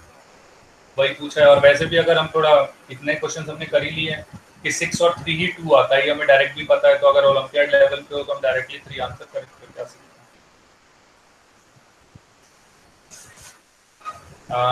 ये डीपीपी आपकी खत्म हो गई। अब मैं डीपीपी नंबर 8 उठा रहा हूँ, एक सेकंड रुकिएगा। 8 शुरू करते हैं। 8 में एक बार सभी आप मार्क कर लें कि कौन कौन से क्वेश्चन हैं, कौन कौन से नहीं है, ताकि हम जल्दी जल्दी करना शुरू कर दें। सर अगर हाँ बेटा। अगर दो वायर पैरेलली कनेक्टेड है और एक पे सर रजिस्टर है और एक पे रजिस्टर नहीं है, तो सर सारा का सारा करंट वो जिसके पास रजिस्टर नहीं है उससे निकल जाएगा। बिल्कुल बेटा, बिल्कुल। ओके ठीक है।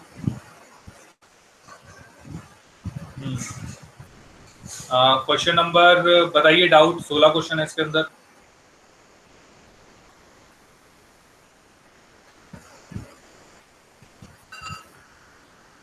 सर क्वेश्चन नंबर नंबर 8 में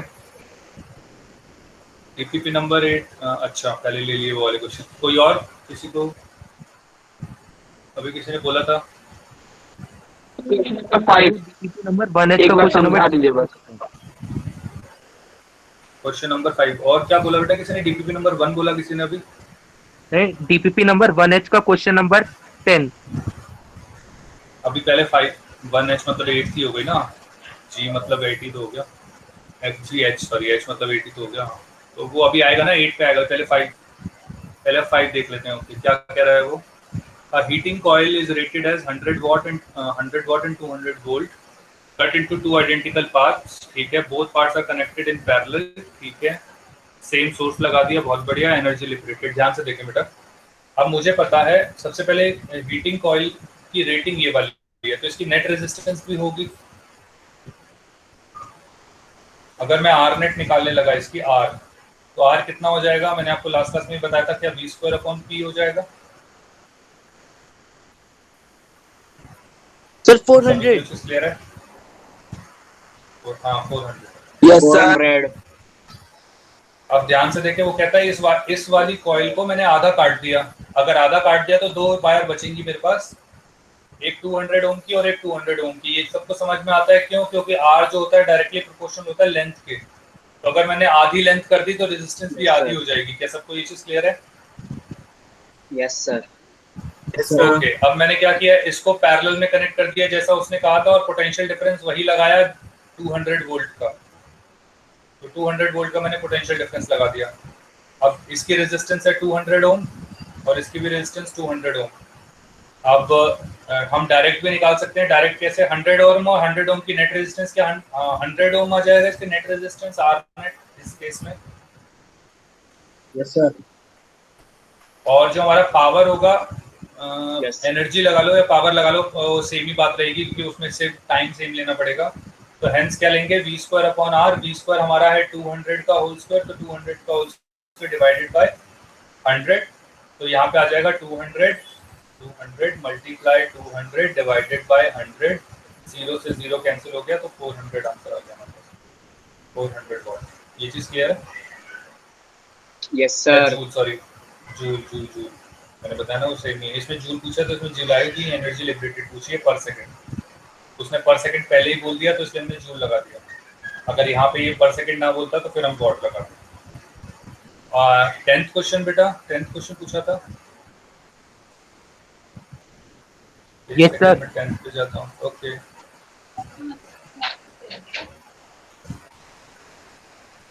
ओके। 10th क्वेश्चन क्या कहता है? Two heater this and this, if the heater are combined in series and the combination of is connected to 200 volt। ठीक है, find the relation between the heat liberated by the first heater to the total heat। ठीक है, okay. ध्यान से देखते हैं, वापस से वही आ जाओ।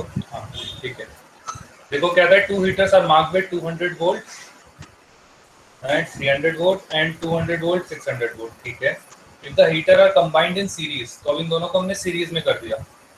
तो सीरीज में हो गया तो एक H1 हीटर 1 H1 लिखा मैंने, हीटर 2 H2 लिख दिया। आर कनेक्टेड इन सीरीज और इसके अक्रॉस जो हमने पोटेंशियल डिफरेंस लगाया वो 200 वोल्ट लगा दिया। चलो भाई ठीक है। 200 find the relation between the heat liberated by the first heater to the total heat. Total heat वो कितनी प्रोड्यूस करेगा और जो फर्स्ट हीटर हीट प्रोड्यूस करेगा उसके बीच में हमें रेशियो निकालना है, पहली चीज। चलो अब सबसे पहले तो इसकी आर नेट रेजिस्टेंस निकालते हैं। यहाँ पे ध्यान से देखें तो नेट रेजिस्टेंस मैंने क्या बताया था, V स्क्वायर अपॉन R।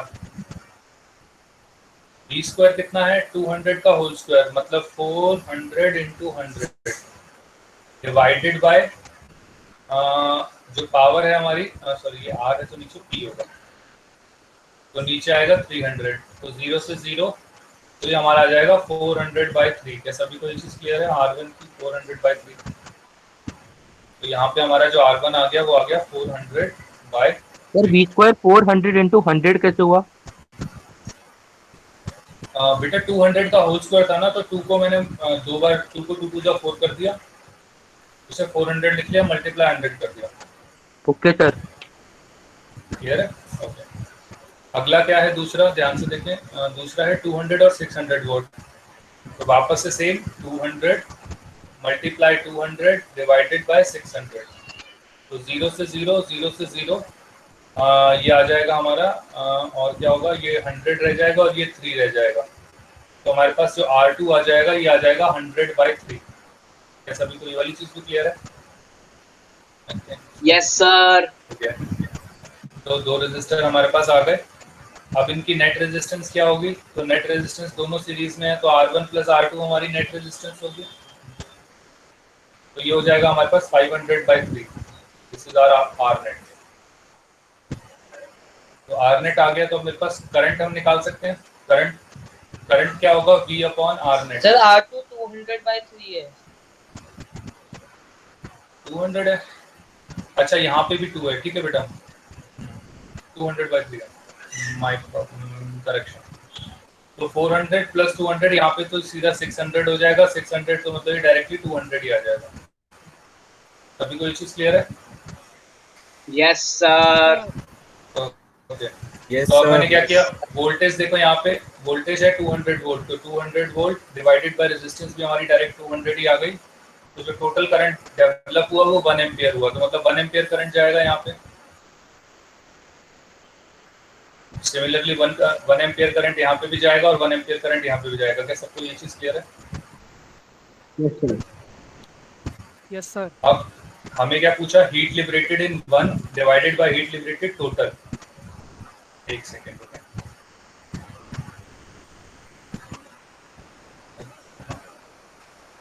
तो अब ध्यान से देखें, हीट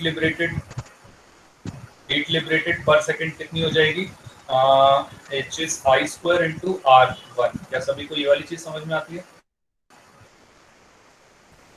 ये हीट 1 हीटर के लिए हीट लिबरेटेड बाय 1, तो I तो हमारा 1 ही है, तो 1 का होल स्क्वायर इंटू में 400/3, तो ये हमारी आ गई कितनी हीट लिबरेटेड पर सेकंड आ गई, तो 400/3 आ गया हमारे पास।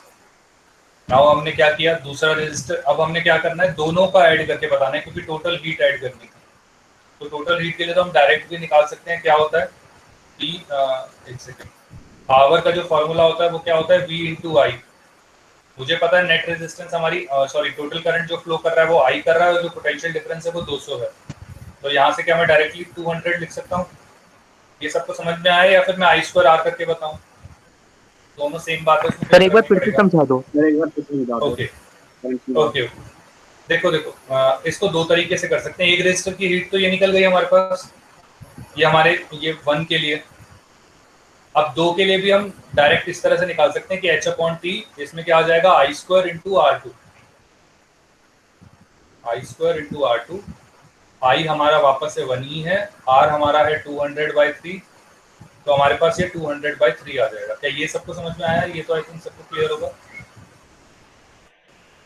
ये एक जो है वो 1 ने और ये किया 2 ने। अब टोटल हीट जो डेवलप हुई पर सेकंड, जो टोटल हीट डेवलप हुई, तो इन दोनों को मैं ऐड कर दूंगा।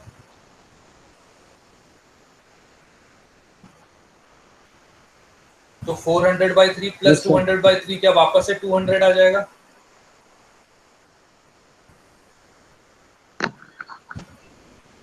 तो 400/3 400/3 प्लस 200/3 एलसीएम लेंगे 600/3 और वापस से 200 आ जाएगा। अब मैं पावर ही लिख रहा हूँ उसको वॉट हीट लिबरेटेड पर सेकंड। ध्यान से देखिए 200 वॉट आ गया। यहाँ पे भी अगर मैं डायरेक्ट करता तो मैंने डायरेक्ट इसमें क्या किया था बेटा, क्योंकि करंट हमें पता है 1 एम्पियर जनरेट हो रहा है, मुझे पता है potential difference across this is 200 volt है, तो 200 × 1 डायरेक्टली पावर का फॉर्मूला V × I भी होता है, क्योंकि आपको मैंने लिखवाया था जो 3 फॉर्मूले लिखवाए थे पावर के, तो ये हम डायरेक्ट भी 200 वोल्ट निकाल सकते थे, बाकी ऐड करके भी निकाल सकते हैं, दोनों तरीके से ही है। ये वाला थोड़ा शॉर्टकट हो जाता है। क्या ये सबको क्लियर है अभी? Yes sir. Okay yes sir. अब ध्यान से देखिए हमने क्या पूछा था, heat developed by 1 divided by total heat developed. तो heat developed by 1 divided by total heat developed. Heat developed by 1 थी हमारी 400/3, जबकि हीट डेवलप्ड बाय बोथ थी 200। तो ये नीचे आ जाएगा, तो 400 3 2 जा 6, तो ये 600 हो जाएगा 0 से 0। तो हमारा 4/6 या इसको एलसीएम से काट देंगे तो 2 और 3, तो 2:3 हमारा आंसर आ जाएगा। क्लियर है ये वाली चीज? Yes sir. Yes, sir. Yes sir. Okay okay, ये लिख लें, उसके बाद मैं आगे कराता हूँ। अगला कोई क्वेश्चन किसी का? अच्छा, एक फ्यूज वायर का क्वेश्चन मुझे भी दिया लास्ट क्लास में, मैंने फ्यूज वायर अभी आपको बताया नहीं है, तो एक बार इसके ऊपर भी देख लेते हैं।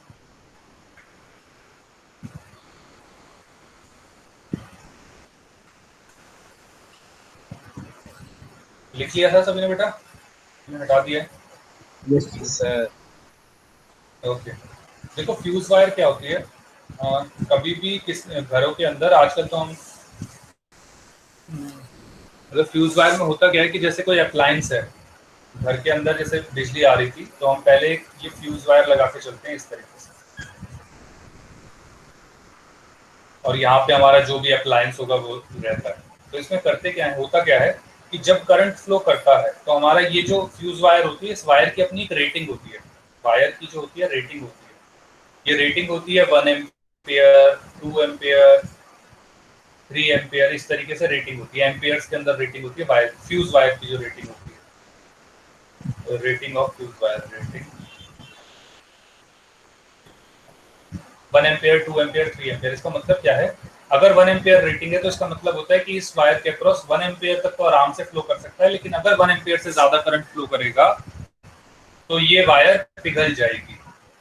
पिघल क्यों जाती है? क्योंकि जब करंट फ्लो करता है तो वायर के अंदर रेजिस्टेंस होती है, जिसकी वजह से हीट जनरेट होती है। ये हीट जनरेट होने की वजह से ये इस वायर का टेम्परेचर इतना बढ़ा देती है ये हीट, कि इसको ये पिघला देती है, और पिघला देती है तो ये वायर ब्रेक हो जाता है, ये सर्किट है ये ब्रेक हो जाता है। सर उससे शॉर्ट सर्किट नहीं होता? हाँ, शॉर्ट सर्किट बेटा अलग चीज होती है, शॉर्ट सर्किट अलग चीज होती है। शॉर्ट सर्किट में होता है, शॉर्ट सर्किट में बेटा होता है जैसे मान लो एक हाई पोटेंशियल, एक अभी हम जैसे तुम्हारे घर के अंदर है, एक मैं बना लेता हूँ,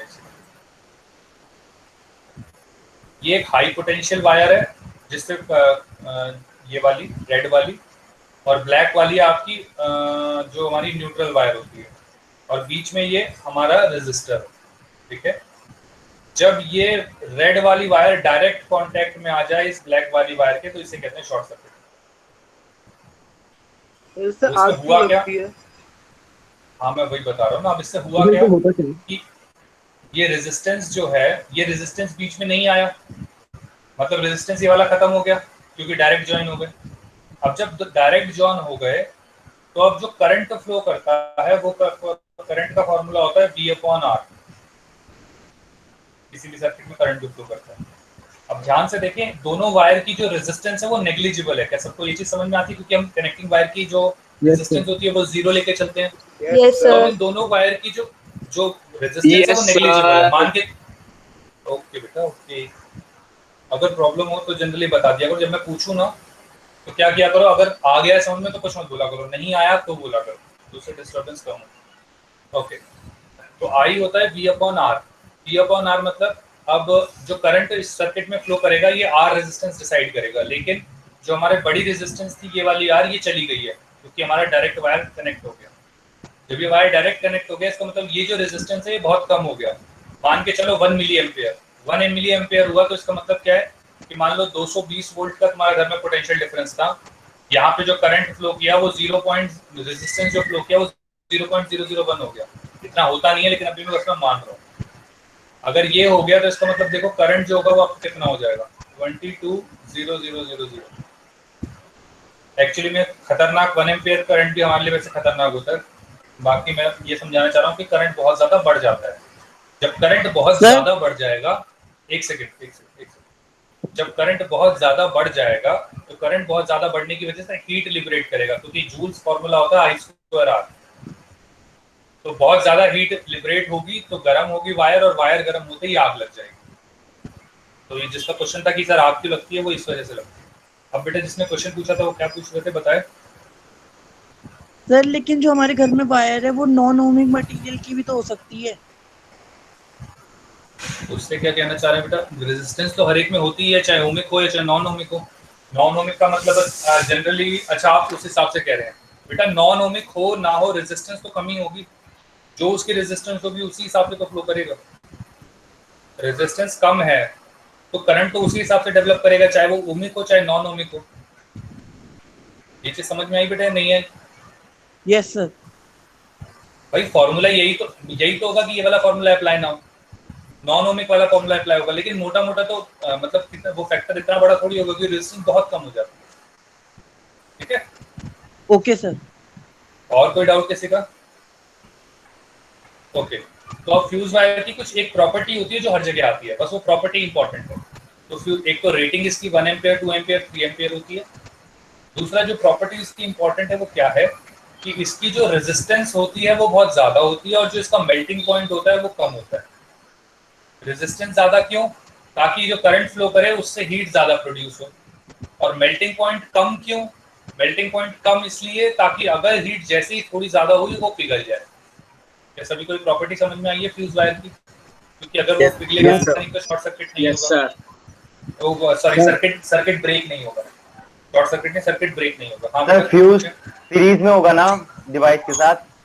हाँ बेटा सीरीज में होगा, बिल्कुल सीरीज में होगा। सर मुझे पूछा था कि सर जो हमने एग्जांपल दिया सर उसका हाई पोटेंशियल वायर था, सर वो क्यों नहीं मेल्ट होती सर? कौन से वायर का बेटा? सर जो आपने नीचे लिखा है रेड और ब्लैक। ये वायर क्यों मेल्ट नहीं होती है नीचे वाली? Yes sir.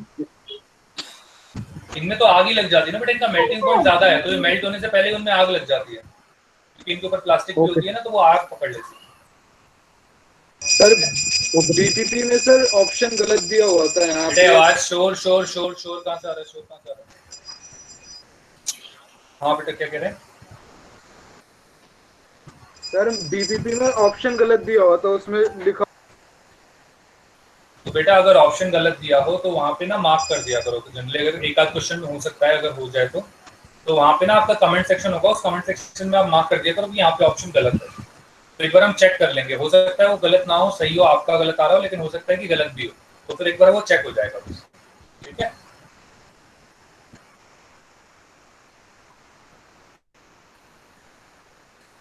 ओके। किसी और को कोई डाउट इस वाले डीपीपी के अंदर?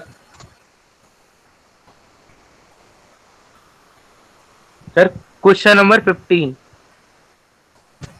एक बार ये 12th और देख लो, मतलब इसको बस एज इट इज याद रख लेना कि फ्यूज वायर के अंदर एक्चुअली में क्या होता है। जब हम फ्यूज वायर को एक चीज मतलब फ्यूज वायर कुछ इस तरीके से होता था, आपके घरों में भी पता नहीं आप लोगों ने कभी देखा हो नहीं देखा हो, मैं अगली क्लास में कोशिश करूँगा आपको दिखाने की, मेरे घर में लगा हुआ। तो उसमें क्या होता है कि ये इस तरीके से होता है, तो इसके बीच में हम वायर लगाते हैं इस तरीके से, ये इस तरीके से वायर लगता है, तो घरों में जनरली हमारे लगा रहता था।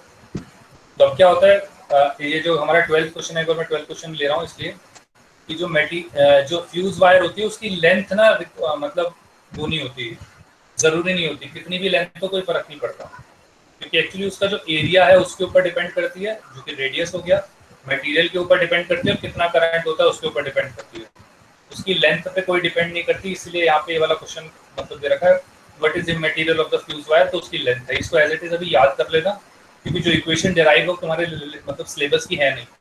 सर एक बार बिल्कुल आउट ऑफ सिलेबस है। सर एक बार क्वेश्चन नंबर 11 का आंसर दिखा दो आप। उसमें बेटा उसका आंसर है low high resistance low melting point, melting point is low. Okay sir.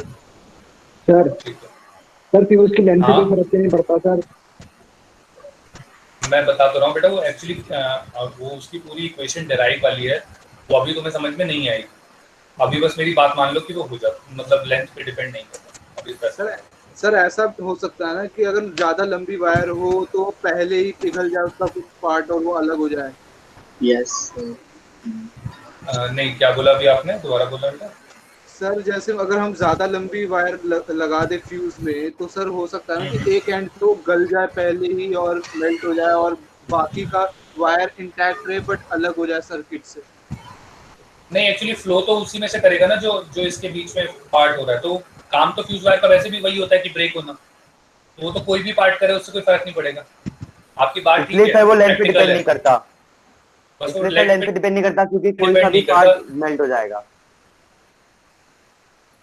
अभी समझने के लिए तुम ऐसा समझ सकते हो, ऐसा समझने के लिए भी समझ सकते हो, लेकिन मतलब उसका प्रोसेस थोड़ा अलग होता है, फॉर्मूला उसका पूरा डेरिवेशन होता है एक्चुअली अलग, लेकिन वो तुम्हारे सिलेबस में नहीं है। उसमें रेडिएशन आती है, उसमें मतलब 2-3 चीजें और आती है, वो भी तुम्हारे सिलेबस में नहीं है, इसलिए इसको बस इस तरह से भी ध्यान रख लो कि स्पेसिफिक मटेरियल के ऊपर डिपेंड करेगा फ्यूज वायर, रेडियस के ऊपर भी डिपेंड करता है, करंट के ऊपर भी डिपेंड करता है, लेंथ के ऊपर डिपेंड नहीं करता। सर अर्थ वायर क्यों होती है? अर्थ वायर बेटा इसलिए होती है क्योंकि आप कुछ इंस्ट्रूमेंट ऐसे होते हैं जो करंट ज्यादा खींचते हैं, जैसे आपका एसी हो गया, जैसे आपका कूलर हो गया, जैसे आपका फ्रिज हो गया। तो होता क्या है, अगर आपके घर में अर्थ वायर नहीं होगी तो अगर उसमें शॉर्ट सर्किटिंग हुई कुछ थोड़ी बहुत, जैसे लीकेज हुआ करंट का, कभी कभार जब आपकी वॉशिंग मशीन होती है थोड़ी खराब हो जाती है पानी लग लग के, तो उसमें करंट फ्लो कर रहा होता है जब मशीन चलती है, तो होता क्या है कि अगर शॉर्ट सर्किटिंग मतलब आपके यहाँ अर्थिंग हो रही होगी तो सारा करंट वो अर्थिंग के थ्रू अर्थ में चला जाएगा। नहीं तो अगर गलती से आपने उसमें हाथ लगा दिया तो सारा करंट आपके थ्रू फ्लो होकर अर्थ में जाएगा, जो आपके लिए अच्छा नहीं रहेगा। ठीक है सर उसका कलर कौन सा होता है? सर अगर हमने प्लास्टिक स्लीपर भी पहनी होगी तो ग्रीन बेटा, ग्रीन अर्थिंग का ग्रीन होता है। हाँ बेटा, सर अगर हमने प्लास्टिक मतलब हमने स्लीपर पहनी होंगी रबर की तो भी हमें दिक्कत होगी। तो हाई होगा नहीं बेटा, लेकिन ये है ना, अगर वॉशिंग मशीन वाला काम कर रहे होगे और पानी का काम होगा तो भी थोड़ा बहुत चांस होता है ना। हाँ ओके सर, मतलब सर जैसे ओवन या माइक्रोवेव जैसे अगर यूज कर रहे होंगे और अगर हमने स्लीपर पहन रखी है देखो, हाँ तो कोई ज्यादा दिक्कत नहीं है, लेकिन फिर भी कोशिश ये रहनी चाहिए कि मतलब अगर कुछ ऐसी दिक्कत है जिसमें करंट फ्लो कर रहा है तो उसे ना यूज करें या ठीक करें सर। बाकी ये है कि हाँ मतलब थोड़ा इफेक्ट पड़ता है। हाँ बेटा बोलो। सर जैसे अगर कोई किसी फ्यूज वायर की रेटिंग है 1 एम्पियर तो फिर उसमें करंट 1 एम्पियर का फ्लो कर सकता है? 1 एम्पियर तक ही फ्लो कर सकता है। हाँ, अब वो एक्चुअली उसके स्पेसिफिकेशन के ऊपर है, उसमें 1 एम्पियर अलाउड है नहीं है, लेकिन मोटा मोटा ये होता है कि 1 एम्पियर से कम करंट ही उसमें फ्लो कर सकता है। Okay sir. उसमें जो करंट फ्लो करेगा वो हमेशा 1 एम्पियर से कम ही होगा सर। तो मतलब जैसे अर्थिंग से होता क्या है? क्या बोला बेटा अभी आपने? सर अर्थिंग से होता क्या है? अर्थिंग से क्या होता है बेटा, अर्थिंग से क्या होता है, जितना ज्यादा करंट अगर जो होता है देखो जैसे करंट जो फ्लो हो रहा है, जैसे जो भी आपका इंस्ट्रूमेंट चल रहा है उसमें करंट फ्लो हो रहा होता है, कभी कभार कुछ प्रॉब्लम की वजह से वो करंट जो है वो पूरे इंस्ट्रूमेंट में चला जाता है कहीं किसी चीज में टच होने की वजह से। तो अगर अर्थिंग होती है घर के अंदर तो वो पूरा अर्थिंग से जमीन में चला जाता है, क्योंकि जमीन बहुत अच्छा कंडक्टर है। लेकिन अगर वो अर्थिंग ना कर रखी हो तो वो मतलब वो अब रास्ता ढूंढेगा जो जिसमें कम रेजिस्टेंस हो। जैसे हम देखते हैं कि जिससे कम रेजिस्टेंस होती है उसमें ज्यादा करंट फ्लो करता है, तो वो रास्ता ढूंढता है कि कहाँ से मैं निकल जाऊं जहाँ से मुझे करंट कम रेजिस्टेंस मिले। तो इसीलिए वो अगर हमने उसे टच किया, क्योंकि हम काफी अच्छे कंडक्टर होते हैं, हमारे अंदर बहुत सारे सॉल्ट्स होते हैं, आयंस होते हैं, फ्री इलेक्ट्रॉन्स बहुत होते हैं, तो इस वजह से वो हमारे में से पास करके वो जमीन में चला जाता है। सर करंट बहुत बताइए तो अर्थिंग इसलिए क्या है? बहुत कम होता है बेटा। अभी क्या है तो मतलब ऐसा तो मैं नहीं बता पाऊंगा, लेकिन कम होता है वो, क्योंकि बहुत अच्छे कंडक्टर है। सर। हाँ बेटा। सर करंट तो तभी पास होता है जब सर्किट होता है। तो सर अर्थिंग के वक्त तो सर अगर हमने बैटरी ऊपर रख रखी है तो सर हम अर्थ से तो कनेक्टेड है, और सर अर्थ तो फिर हमारी बैटरी से कनेक्टेड होगी ही नहीं। नहीं ऐसा नहीं है। एक मिनट रुको, क्या बोला अभी आपने? अर्थिंग में बेटा मैंने क्या बोला कि जो भी इंस्ट्रूमेंट होता है आपने देखा होगा 3 प्लग वाले होते हैं जिनमें अर्थिंग की जरूरत होती है, जिनमें ज्यादा करंट फ्लो करता है, हाई जिनमें कंजम्पशन भी वाले होते हैं। हाँ जिनमें ज्यादा करंट होता है वो 3 प्लग वाले होते हैं, तो वो ऑटोमेटिकली वहां से निकल जाता है। ऐसा सच नहीं है कि उसी में से फ्लो करेगा। ठीक है सर अर्थिंग वाली जो वायर होगी उसकी भी रेजिस्टेंस बहुत लो रहती है, करते होंगे ना वो लोग। हाँ बेटा वो तो एक्चुअली उस एक पूरा एक मतलब एक मेटल होता है जो पूरे मतलब घर में एक पूरी होता है, उसको पूरे घर के अंदर लगाया जाता है। जनरली आपने घरों में देखा हो तो त्रिशूल लगा होता है कुछ घरों में। Yes sir. उसमें बहुत तो इसी वजह से लगाया जाता है। हाँ वो लाइटनिंग वगैरह भी हो उस वजह से भी, प्लस दोनों केसेस है, वो अर्थिंग का भी काम करता है प्लस लाइटिंग, वो लाइटिंग के अंदर भी अप्लायंस को बचाता है। कौन सा त्रिशूल? मतलब जनरली ना घरों में जैसे अर्थिंग होती है तो उसमें क्या होता है, एक लोहे की चीज, एक कंडक्टर जो होता है वो जमीन में गाड़ा जाता है और बहुत लंबा कंडक्टर होता है। तो जनरली अब हिंदुइज्म में क्या करते हैं, वो त्रिशूल बना देते हैं उसको एज अ साइन, मतलब ताकि थोड़ा रिलीजियस भी हो जाए। तो मतलब घरों के अंदर वो बड़े बड़े त्रिशूल लगा देते हैं। नहीं तो आसान भाषा में होता है कि वो एक्चुअली एक मतलब वो होते हैं कंडक्टर होते हैं जो लगा रखे होते हैं, जिससे क्या होता है अगर बिजली कड़कती है या जैसे lightning conductor. Yes sir, lightning की ड्यूरिंग तो वो लाइटनिंग क्या होती है, अगर वो घर पे गिर रही होगी तो वो एक्चुअली वो त्रिशूल पे गिर जाएगी और त्रिशूल उसे एक पास दे देगा जिससे वो सीधा जो इलेक्ट्रिसिटी है वो जमीन में चली जाएगी in spite of flowing through the house. तो सर अगर हम छू ले कभी भी उस कंडक्टर को तो हमें झटका लगेगा? नहीं, कभी भी नहीं। अगर जिस टाइम लाइटनिंग हो रही होती है उस टाइम से दूर रखना होता है। दूसरा वो कंडक्टर छतों पे इस तरह से लगाया जाता है ताकि उस पर किसी का हाथ ना पहुंचे। ऐसा नहीं होता कि मतलब कोई भी जाके ऐसे छू लेगा, तो थोड़ा अलग से ही थोड़ा लगाया जाता है। सही। हाँ बेटा बोले बोले कहाँ गए? बोलो बेटा। आई थिंक आवाज चली गई है। मैसेज आया उसका। हेलो कर रहा हूं। ओके कोई नहीं। और किसी का कोई डाउट उससे कह दो, मतलब बेटा आप टाइप कर दो, कोई और बच्चा बोल देगा, वो तो कोई दिक्कत नहीं है। हाँ किसी और का कोई और डाउट?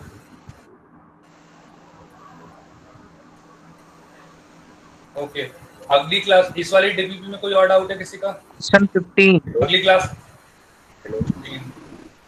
Yes sir. सर उस टाइम मेरा डाउट ये था कि सर जैसे हम कई बार होता है कि सर जब एसी चलाया जाता है तो सर रेकमेंड किया जाता है कि अपना फ्रिज भी ऑफ कर देना चाहिए। ठीक है सर मतलब तो वो बेटा इसलिए, वो बस इसलिए है क्योंकि देखो फ्रिज चल रहा होगा, फ्रिज भी ज्यादा इलेक्ट्रिसिटी खींचता है, एसी भी ज्यादा इलेक्ट्रिसिटी खींचता है, तो वो शॉर्ट सर्किट, वो मतलब जिसे कहते हैं शॉर्ट सर्किटिंग ना हो जाए, या फिर मतलब जिसे कहते हैं ओवरलोडिंग ना हो जाए, उसे ओवरलोडिंग कहते हैं, क्योंकि ज्यादा करंट ना खींचने लग जाए सब, तो इस वजह से वो फ्रिज ऑफ करने के लिए कहते हैं। सर ये भी इसमें भी फ्यूज का ही रोल आता है ना? ये रिलेटेड हो जाता है बेटा, हाँ थोड़ा रिलेट हो जाता है, फ्यूज से related. Okay sir, thank you sir. Sir stabiliser का क्या वर्क होता है?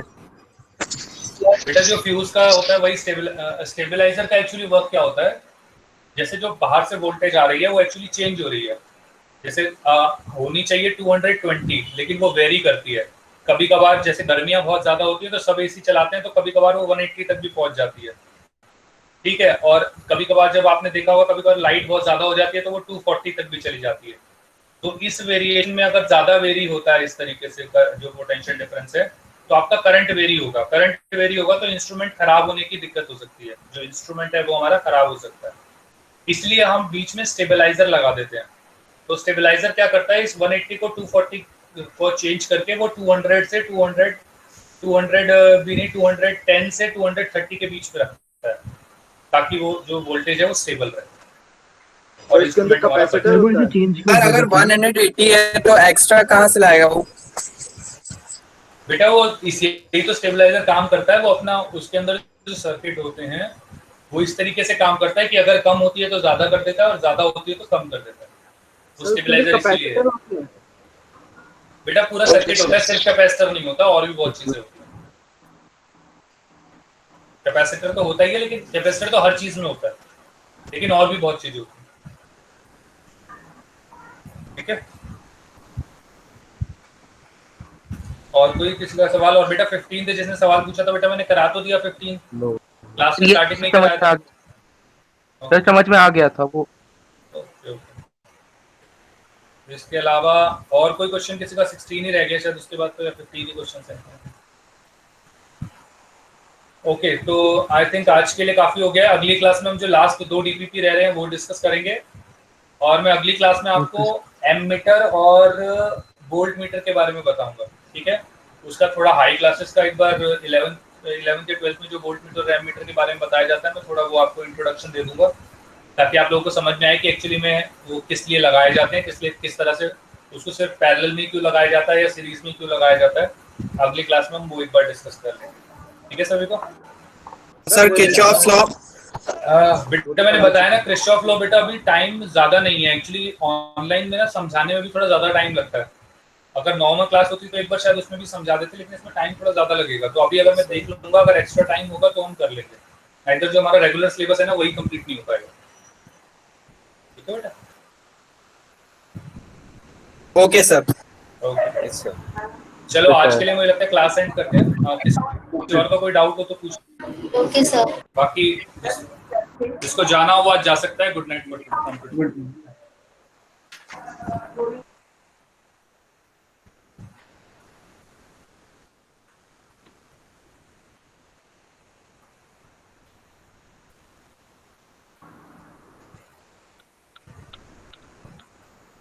Good evening, sir. Good evening to all. Good evening, sir. Thank you. Good evening, sir. Good evening, sir. Good evening everyone. Good evening, sir. Good evening sir. Good evening, sir. Good evening, sir. Good evening beta. Good evening, sir. Good evening, sir. Good evening, sir. Good evening Weber. Sir. Yes बोलो sir. Sir मुझे earthing में doubt था sir, कि जैसे कोई electric current तो sir तभी पास होता है सर जब वो प्रॉपर्ली कनेक्टेड हो, और तो सर अगर हम देखते हैं अर्थिंग में, तो सर अर्थिंग में तो वो कनेक्टेड होता ही नहीं, अर्थ तो उस बैटरी से कोई कनेक्टेड होती नहीं, तो सर वो अर्थिंग में करंट कैसे चला जाता है? मेरी बात सुनो, अगर आप बैटरी की किसकी बात कर रहे हो? आप जो आपके इन्वर्टर है घर में उसकी बात कर रहे हो क्या? वो सर मैं नॉर्मल की बात कर रहे हो। चलो, अगर आप मान लो एसी है, आपके एसी में करंट आपको लग सकता है, तो आप देखोगे एसी के आपके 3 प्लग होते हैं, तो जो उसमें से तीसरा प्लग होगा जो जिसमें मोटा वाला प्लग होता है, एक होता है जो 2 जो नॉर्मल सब में होते हैं, एक तीसरा होता है एक्स्ट्रा वाला। ये सर ऊपर?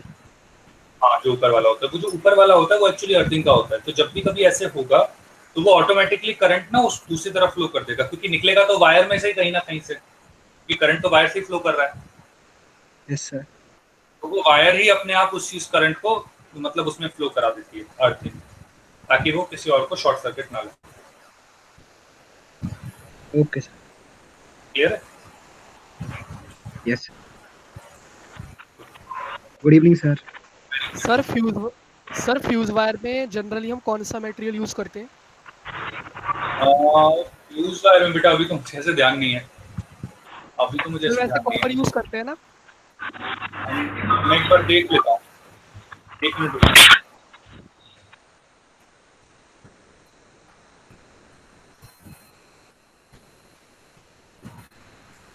आई थिंक कॉपर यूज नहीं करते होंगे बेटा, क्योंकि कॉपर के अंदर ना उसका टेम्परेचर मेल्टिंग पॉइंट होता है वो काफी ज्यादा होता है। Yes sir. कॉपर तो आई थिंक नहीं करते जनरली, मटेरियल्स आपसे पूछा नहीं जाता, लेकिन यहाँ टिन जिंक बता रखा है, टिन या जिंक, जनरली टिन ही यूज करते हैं। टिन टंगस्टन हो सकता है बेटा, टंगस्टन आई थिंक मैंने पढ़ रखा है, टंगस्टन हो सकता है।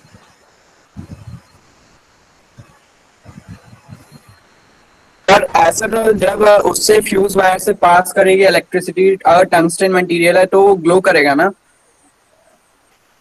अच्छा हाँ, टंगस्टन तो ग्लो करता है, ठीक है हाँ, लेकिन टंगस्टन नहीं होगा क्योंकि अगर ग्लो कर रहा है तो उसकी तो रेजिस्टेंस ज्यादा होनी चाहिए और मेल्टिंग पॉइंट भी ज्यादा होना चाहिए, तो टंगस्टन नहीं होगा बेटा, सर टंगस्टन नहीं जिंक होगा। या टिन ही होगा, इनमें से ही होगा कुछ।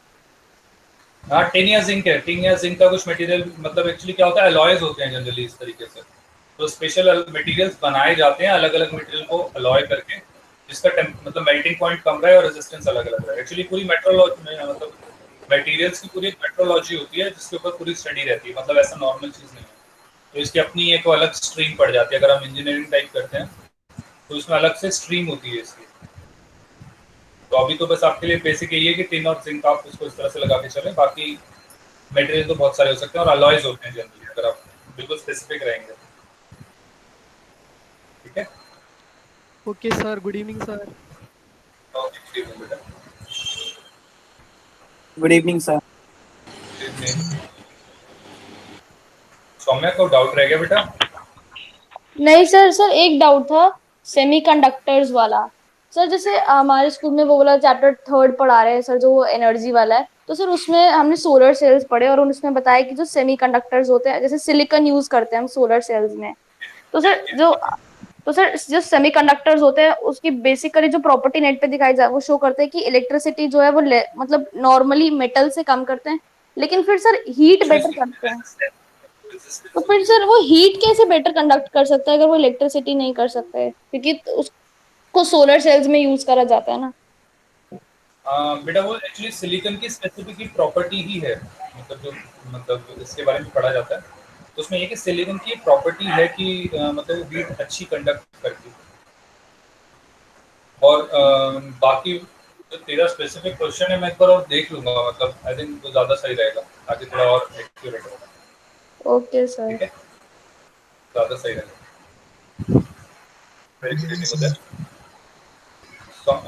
सौम्या मेरे को दोनों चीजें ना भेज देना, जो आज तुमने जो डाउट पूछा था। यस सर, मैं दोनों भेज दूंगी।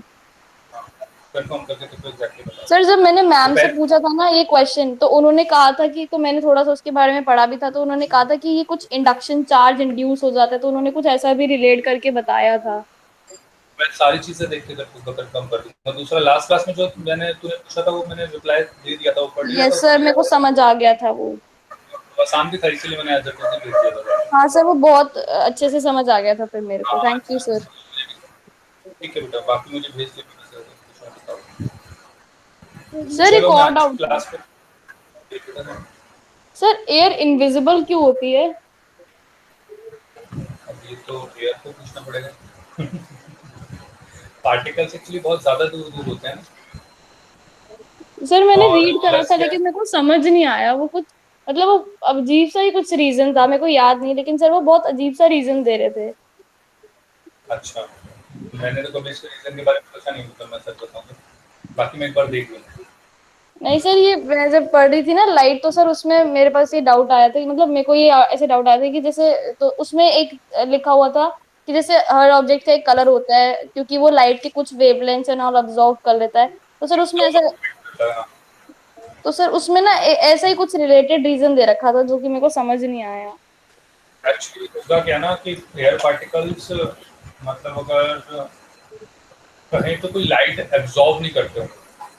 हाँ सर, ये रीजन हो सकता है, वहां पे कुछ ऐसा भी रीजन दे रखा था। होगा कि एक्चुअली क्या होता है, देखो अगर कोई चीज लाइट एब्जॉर्ब कर लेती है, अगर सारी की सारी वो लाइट एब्जॉर्ब कर लेगी तो वो तो हो जाएगा हमारी ब्लैक, वो हमें ब्लैक दिखना शुरू हो जाता है। वहीं अगर मटेरियल है, अगर वो लाइट एब्जॉर्ब, जैसे कोई रेड कलर होता है फॉर एग्जांपल, लाइट क्या करता है, वो करेगा, वो लाइट एब्जॉर्ब करेगा। अब लाइट के अंदर जो कि हमें मतलब ऑप्टिक्स के अंदर पढ़ाया जाता है, थोड़ा बहुत से तूने पढ़ भी रखा होगा कि वो जो हमें रेनबो दिखता है, तो रेनबो क्या है कि व्हाइट लाइट स्प्लिट हो जाती है, अगर व्हाइट लाइट रिफ्रैक्ट हो जाती है, डिस्पर्जन कहते हैं उसे एक्चुअली, डिस्पर्जन। हाँ तो सर, होता क्या है कि एक्चुअली में व्हाइट लाइट के अंदर ही 7 कलर्स हैं, व्हाइट लाइट तो अब क्या हुआ, विद योर, 7 कलर्स हैं, तो मतलब उसमें सारी वेवलेंथ होंगी, तो होता क्या है, जब कोई मटेरियल उस लाइट को एब्जॉर्ब करता है तो वो सिर्फ वही वेवलेंथ छोड़ता है जो फ्यूज का कलर है, जो हमें दिख रहा है वो एक्चुअली उसे छोड़ देता है, बाकी सारी लाइट वो एब्जॉर्ब कर लेता है। तो जो वेवलेंथ उसने छोड़ी वो हमें उसका कलर दिखना शुरू हो जाता है। अब ठीक है, अब कोई ऐसी मटेरियल है जो मतलब उससे टकरा ही नहीं रही लाइट उससे रिफ्लेक्ट ही नहीं हो पा रही, तो वो या फिर स्पीड इतनी तेज है उसकी, या उसकी प्रॉपर्टी लगा लो कि भाई लाइट उससे रिफ्लेक्ट होकर हमारे आंखों तक पहुंच नहीं पाती, बाकी सारी लाइट पहले पहुंच जाती है। यस सर, क्या होता है, कोई चीज हमें कब दिखेगा, जब तक मतलब किसी के आर पार कब दिखेगा कि भाई जब तक मतलब जिसे कहते हैं कि उसकी मतलब सॉरी कोई मटेरियल हमें कब दिखता है जब उससे लाइट टकराती है और टकराने की लाइट हमारी आंखों में पड़ती है, आईज में पहुंचती है, आई में पहुंचती है। अब अगर उस जो ट्रांसपेरेंट एयर है उससे टकरा के कुछ लाइट मेरे तक आंखों तक पहुंच नहीं पा रही, उससे पहले कोई दूसरी लाइट आ रही है पीछे से, वही पहले मेरे टकरा जाती है, तो वो भी मतलब होता है। दूसरा क्या, एयर पार्टिकल्स इतने छोटे होते हैं कि क्योंकि इमेज बनने के लिए एटलीस्ट 2 लाइटें चाहिए होती हैं। Yes sir. ठीक है, तो सर तो फिर सर वहाँ पे डाइफ्रैक्शन वर्क नहीं करता, bending of light around corners? Actually वो मटेरियल के ऊपर डिपेंड करेगा ना, कौन से मटेरियल से पास होकर आ रही है। अब बीच में एयर है तो एयर जनरली ऐसा कोई मटेरियल बनता नहीं है। एयर तो है ना, एयर खुद अपने आप के अंदर से वैक्यूम की तरह ट्रीट करते हैं। तो अब मैं वही बता रहा हूँ कि अगर एयर से टकराया, एयर का किसी एक पार्टिकल से टकराई, अब उस एक पार्टिकल से 2 लाइट टकरा के दोनों मेरी आंखों में जाएं और इमेज बने, तो उसमें मेरी विजुअलाइजेशन भी एक्चुअली स्ट्रांग होनी चाहिए उसमें, ये भी इंपॉर्टेंट है। क्योंकि आधी चीजें तो हमें दिखती नहीं, जैसे अभी हमारी बात हो रही थी कि लाइट जो है वो एक मिनट के अंदर, 1 सेकंड के अंदर 100 बार घुसती है और 100 बार जलती है, लेकिन हमारे दिमाग की वो कैपेबिलिटी है नहीं, हमारे लाइट की जो हमारा ब्रेन है उसकी कैपेबिलिटी ही नहीं, तो उसमें तुम कुछ कर नहीं सकते। कुछ उससे भी रिलेट जो पार्टिकल्स हमें जो एयर की है वो उससे भी रिलेट हो सकता है। Okay sir. सर ऑप्टिक्स के लिए ऐसी कोई बुक है जो पूरा मतलब जितनी भी ऑप्टिक्स है वो पूरी कवर कर ले, ऐसी कोई बुक? अभी तो मतलब अभी तो मेरे को कोई ध्यान नहीं आ रही बेटा, बाकी तुम कोई भी एक मतलब तुम्हारे लेवल पे तो कोई भी उठा लो, तो मुझे लगता नहीं है ऐसी कोई दिक्कत आएगी। नहीं सर, मेरे पास एचसी वर्मा है, लेकिन वो मैंने ना कंप्लीट कर ली ऑलमोस्ट। तो सर मेरे को तो फिर सर मैंने